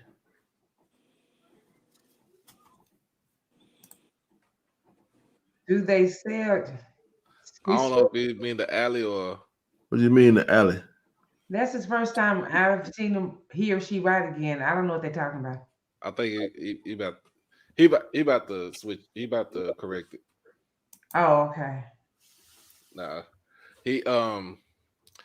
but he ain't already put out the APB. We actually do have Elwood from Colorado. See, Ken ain't slick. Oh no, man. Speaking of that, Ken, I think in Cali. No. Not that I know of. No. I got a custom tag that says D I love. Or now I say JSU, something like that. No, you're not gonna. You got to get them online. Where they have all the small events. Man, I would buy it if I saw it. I'd be actually pretty pumped, but I don't be over there like that. Last time I was at the Staples Center area, I went to the game when I saw Bron drop. How many there was against the Warriors? Like 40 something. Yeah, 40. No, Doc. That was in the 50s, bro. Oh, it was in the 50s. Oh, but they were like 50. What did he drop? 58 or something like that. It was up there. He had dropped like 50 something. It ain't like what my boy Luka did last week. What Luka do last week? Dropping 60 with 60 piece with. Oh yeah. That was over a week ago. Boy, did you see Donovan Mitchell though? 71 on their head with ease, and then got a drug test the next day. He did so. Hey, but you know what though? And it was the cool part about it though. He actually shot a high percentage. He shot a lot of free throws, man. Freddie Post picked to the Tesla. So check this out. Guess what I found out about Teslas and all the electric cars? What's that? The battery. Yep. Oh my God. The battery of a Tesla can cost you up to $75,000. Buy the damn battery. Like all of them. Like, so check it. Yes. The battery, Ken. They showed this one guy, he actually blew up his Tesla on Twitter because he was like, It's just the battery. So for those who got a Tesla, you need to ask them what's the life of your battery, because your battery is going to run you between $50,000 to $70,000 to replace. You might as well just say the car totaled at that point. I'm serious. I'm Man. very, because I met a guy. I'm gonna drive that thing cross country to Jackson, and somehow it's gonna get lost. Oh God! Hey, you got a question? Be like, man, I don't know what done happened to that thing, man. All I know is I went in there to get some chips, and they gone. Yeah, and I come back and it was gone. No, I'm just teasing. I actually met a guy. He had a Chevy, and he was mad because his battery cost him. It's going to cost him about $20,000, about $15,000 to $20,000. See that type of stuff right there is why they be finding them cars over there smashed in them junkyard. Yeah. And I don't think they're telling. Willie T said they are not recyclable. I saw that on the video, but a lot of people don't realize that. So they're good, but like if the car costs you $120, which some Teslas can, and you ain't paid it off yet, but see what the life of the battery is. I'm about to call Tyrone from the west side. Hey, you got a question? Anissa had I think she wanted me to answer. I'm messing. Anissa, what's the question? Doc, elaborate more on the tape. I mean, third game of the season. Mm-hmm. And Coach Simmons, Coach Simmons in the Austin area himself. So me too. I'm in Austin. Yeah, so he in the Austin area. He's a Houston Tillotson graduate. He wants us to be down. Yeah, he wants us to be down there at San Marcos and pack out their stadium. The stadium holds like 30,000. But let me tell y'all something. Love Coach Simmons, bro. Y'all coming to that town. You talking to the person you need to be connected with. Austin, Texas. Now, here's the thing. The game itself. So for those that don't know, San Marcos is the center point between Austin and San Antonio. Mm-hmm. It's on Highway I-35. I-35 connects you to Dallas.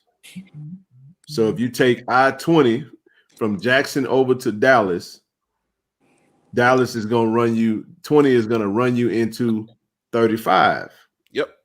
35 goes north and west. Most people don't know this though, but did y'all know that all the highways that run east and west they end in 0.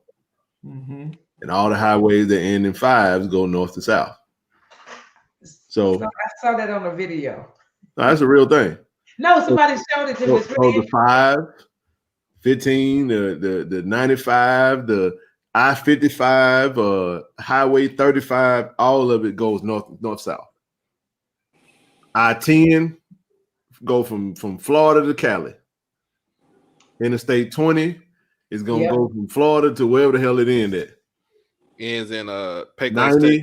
All of it go. It's literally It's literally tic-tac-toe. So here's my point.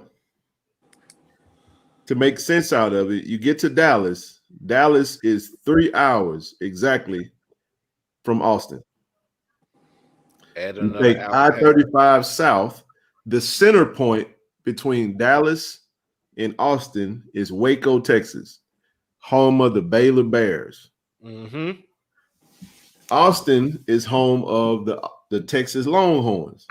Right. Austin is 1 hour north of San Antonio.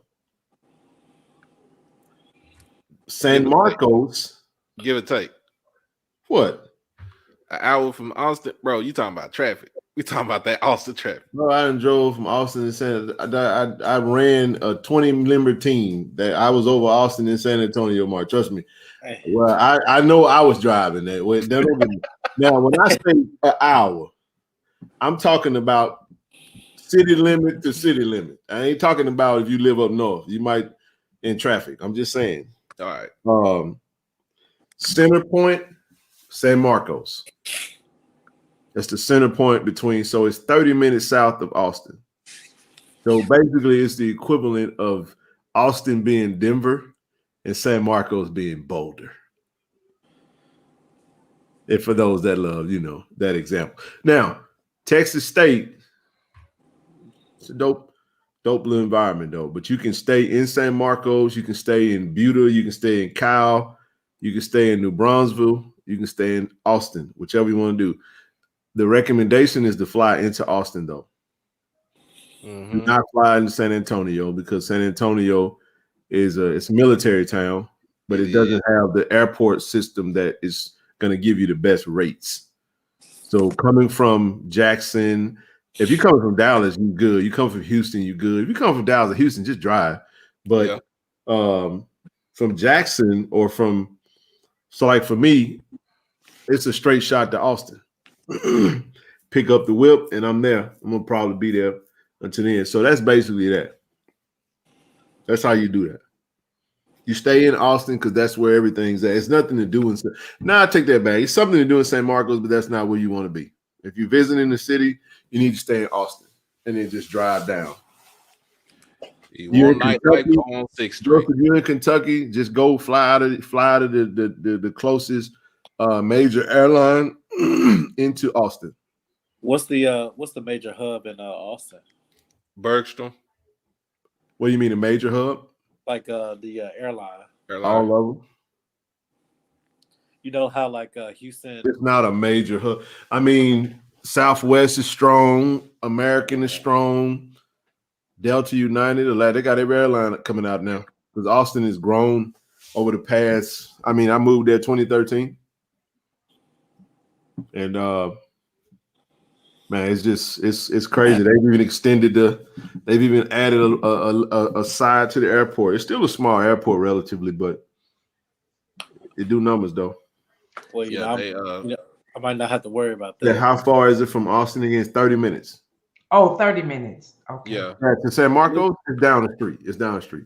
Okay. Yeah, it's like to me, I could just drive. I could just get on 35 from my house. And the reason I'm telling everybody to stay in Austin is because theoretically that's where everything is at. Now you got some stuff in between down there, but because of the residents that live in that city, in the surrounding areas, it's just going to be crazy. You got way more options in Austin. And then that's where the entertainment is at. Got downtown, you got the Domain. Just holler at your boy. I'll be there. Is Texas Tech a big school? Who? Texas State got about 30-some thousand kids. Yeah, Texas State is huge. Texas State has got a bigger than Texas. What is their mascot? No. Texas State is the 3rd biggest school in the state of Texas. The reason why. Really? So here's the thing that most people don't know about Texas, UT. In order to get in UT, you gotta be in the top % of your class. There you go. That's 5%. But I had to be changed. It's top 10. Top 10 now? Shit, it was top 5 when I was in high school. No, it's top 10 now. Well, why would they limit? Well, that's why you're gonna see. So a lot of kids that come out of Austin go to Texas A&M and Texas State. I would definitely go to Texas A&M.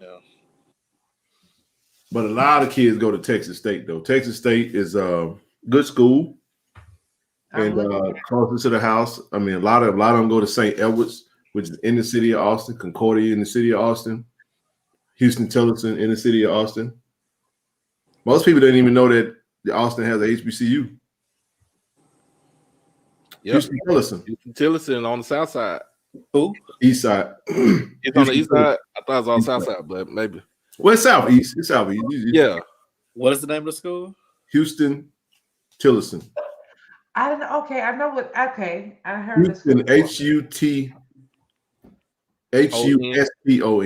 Yeah. Not like Houston. It's Houston Tillotson. Okay. Yeah, if you stay in Austin, it's gonna be expensive. Mr. Kelly, it's definitely. No, not really. Can't. No. I'm watching it now. I'm looking at it now. No, for real. I mean, you got it really. If you stay for that game, San Marcos is gonna tax the shit out you. It really is. Yeah, unless you get it, you might as well get the room down there. If that's the case. I'm just telling y'all how to do it, man. Just stay in Austin. They got a crap ton of Airbnbs, man. You got great hotels. Yeah, that's true. The Airbnb be fun. I mean, I'm willing to 38,000 students. Wow.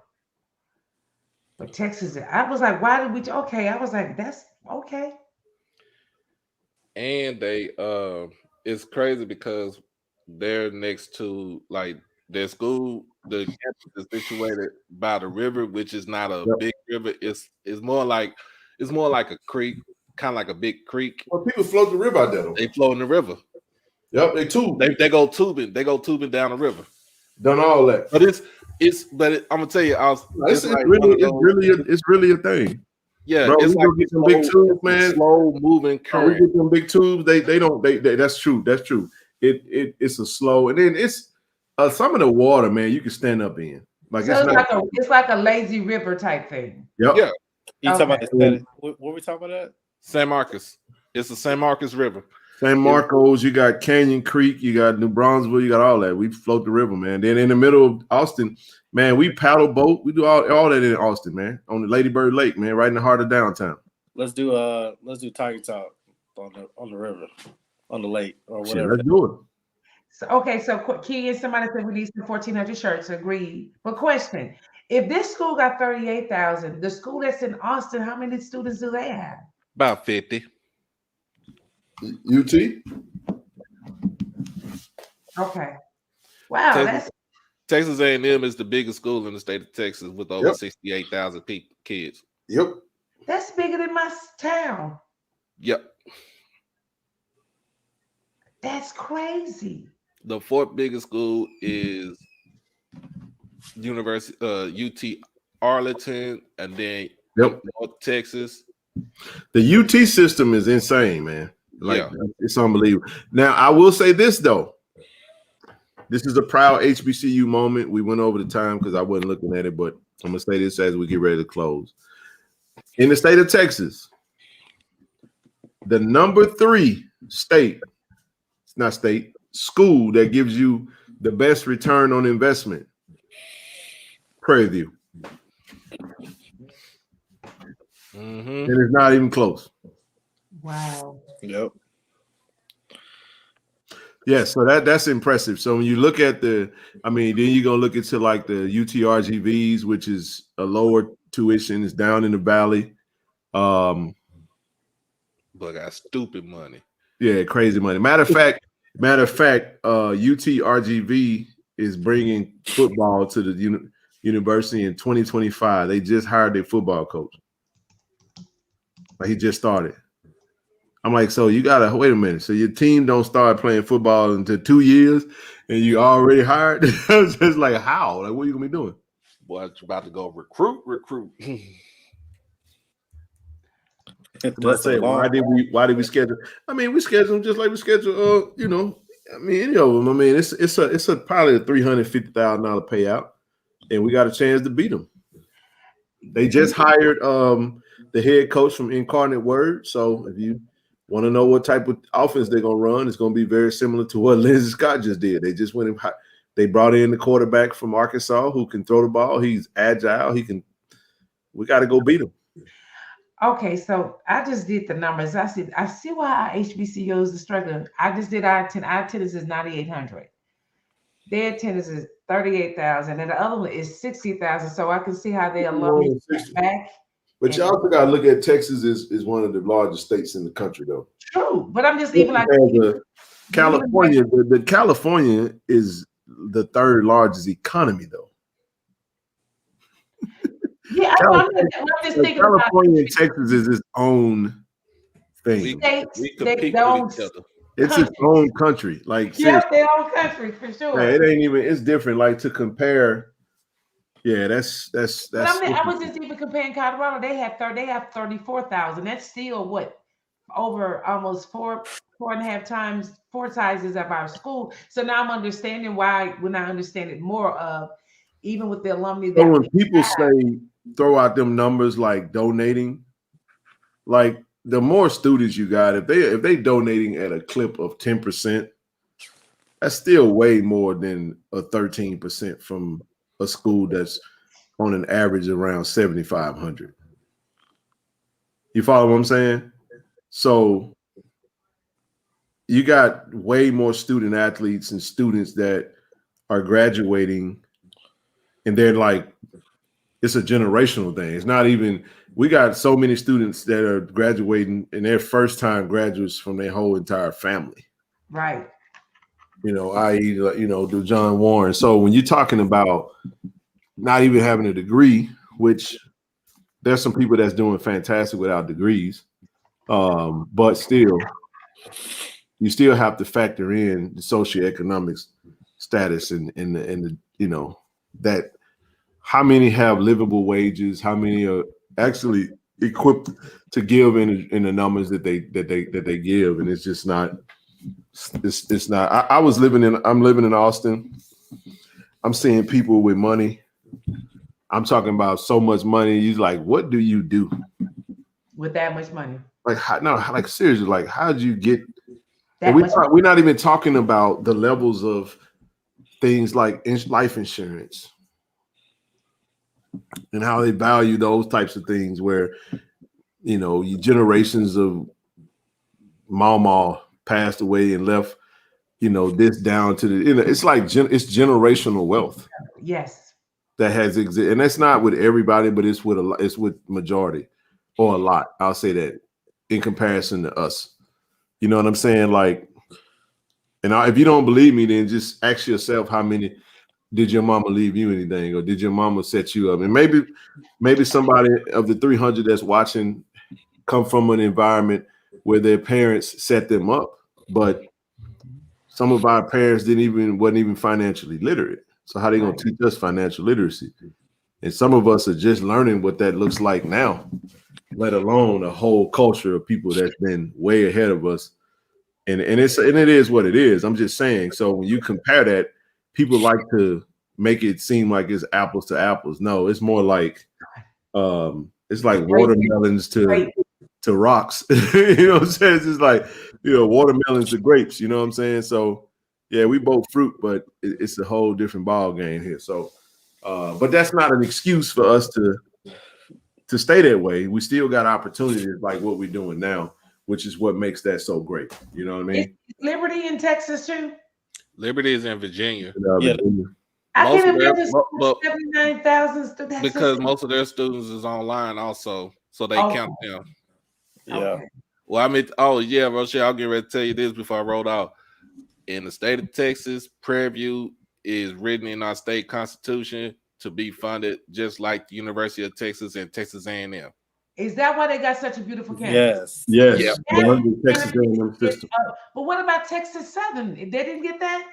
Texas Southern wasn't written in there. Texas Southern was written it was supposed to be because Texas had a law school, and Herman wanted to study law at University of Texas. He couldn't get in, so they wrote a bill to have Texas Southern Thurgood Marshall School of Law to be at the school.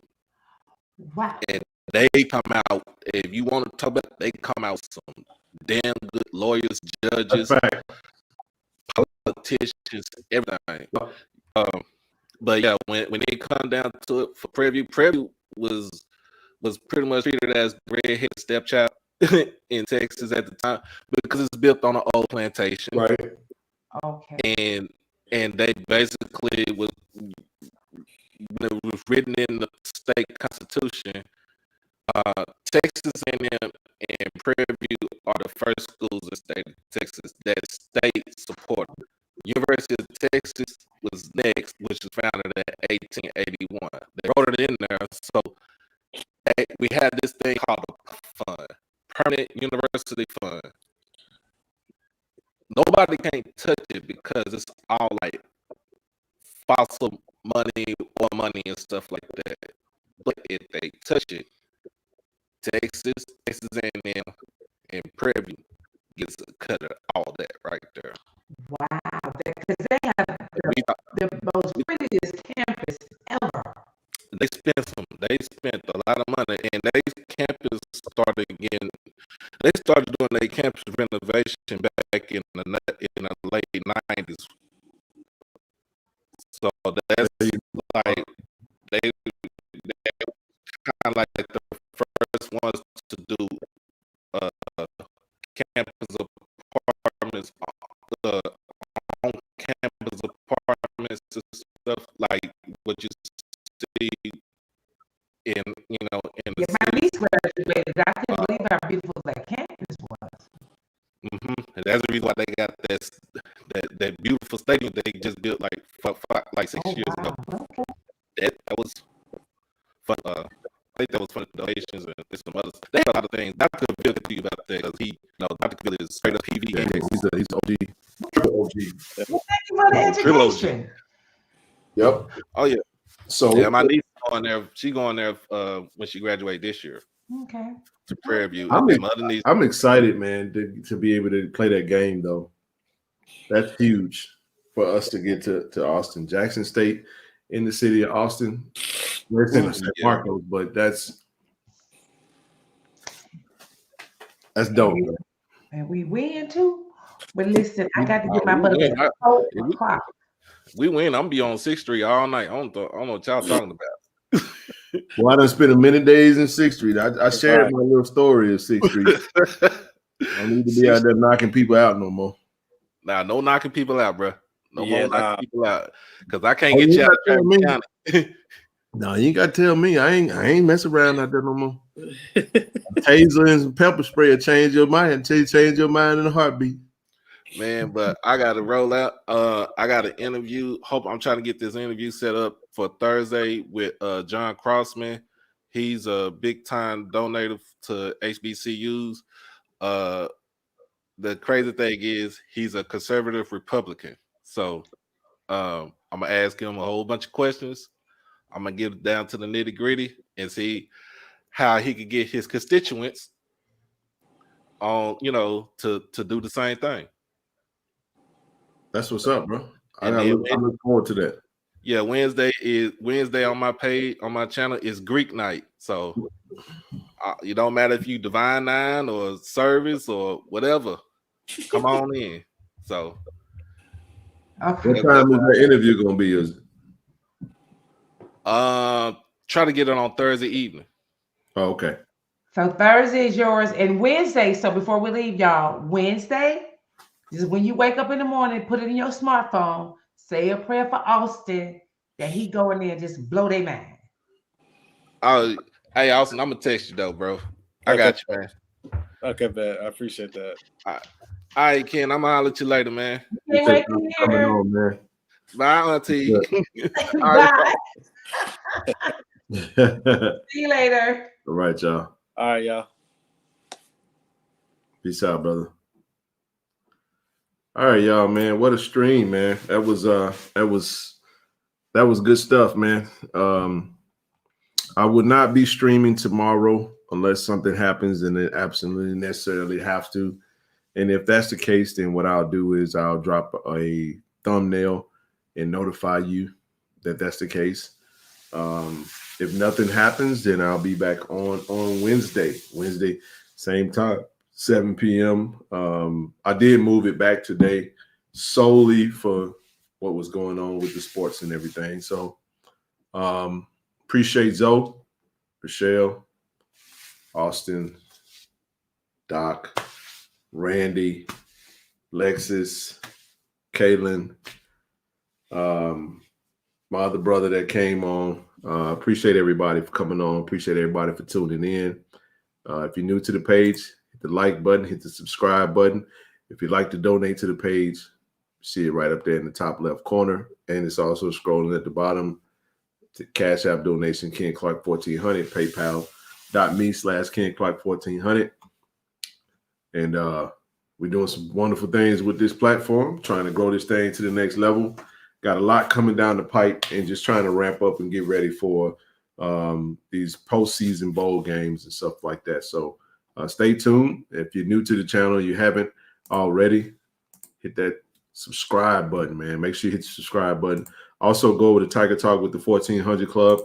Hit the subscribe button as well. We got 4 new interviews on tap. We played them at the top of the show, and of our 4 latest interviews that were in Jackson on official visits. And so far, we've gotten 3 out of 4 that have committed, waiting for Mr. Taylor Lewis to commit. Hopefully he will. He's still open. His recruiting is still open. And defensive lineman transfer from Arkansas. We'd love to have him. Appreciate Isaiah Guthrie for coming on, man. Welcome to Jackson, Mississippi. I know you're going to be great. Do great things, man. Looking forward to everything that's coming down the pipe, man. Other than that, that's all I got, y'all. Appreciate y'all, man. Peace out. And as always, go Tigers. Let me change my banner before we get about this thing.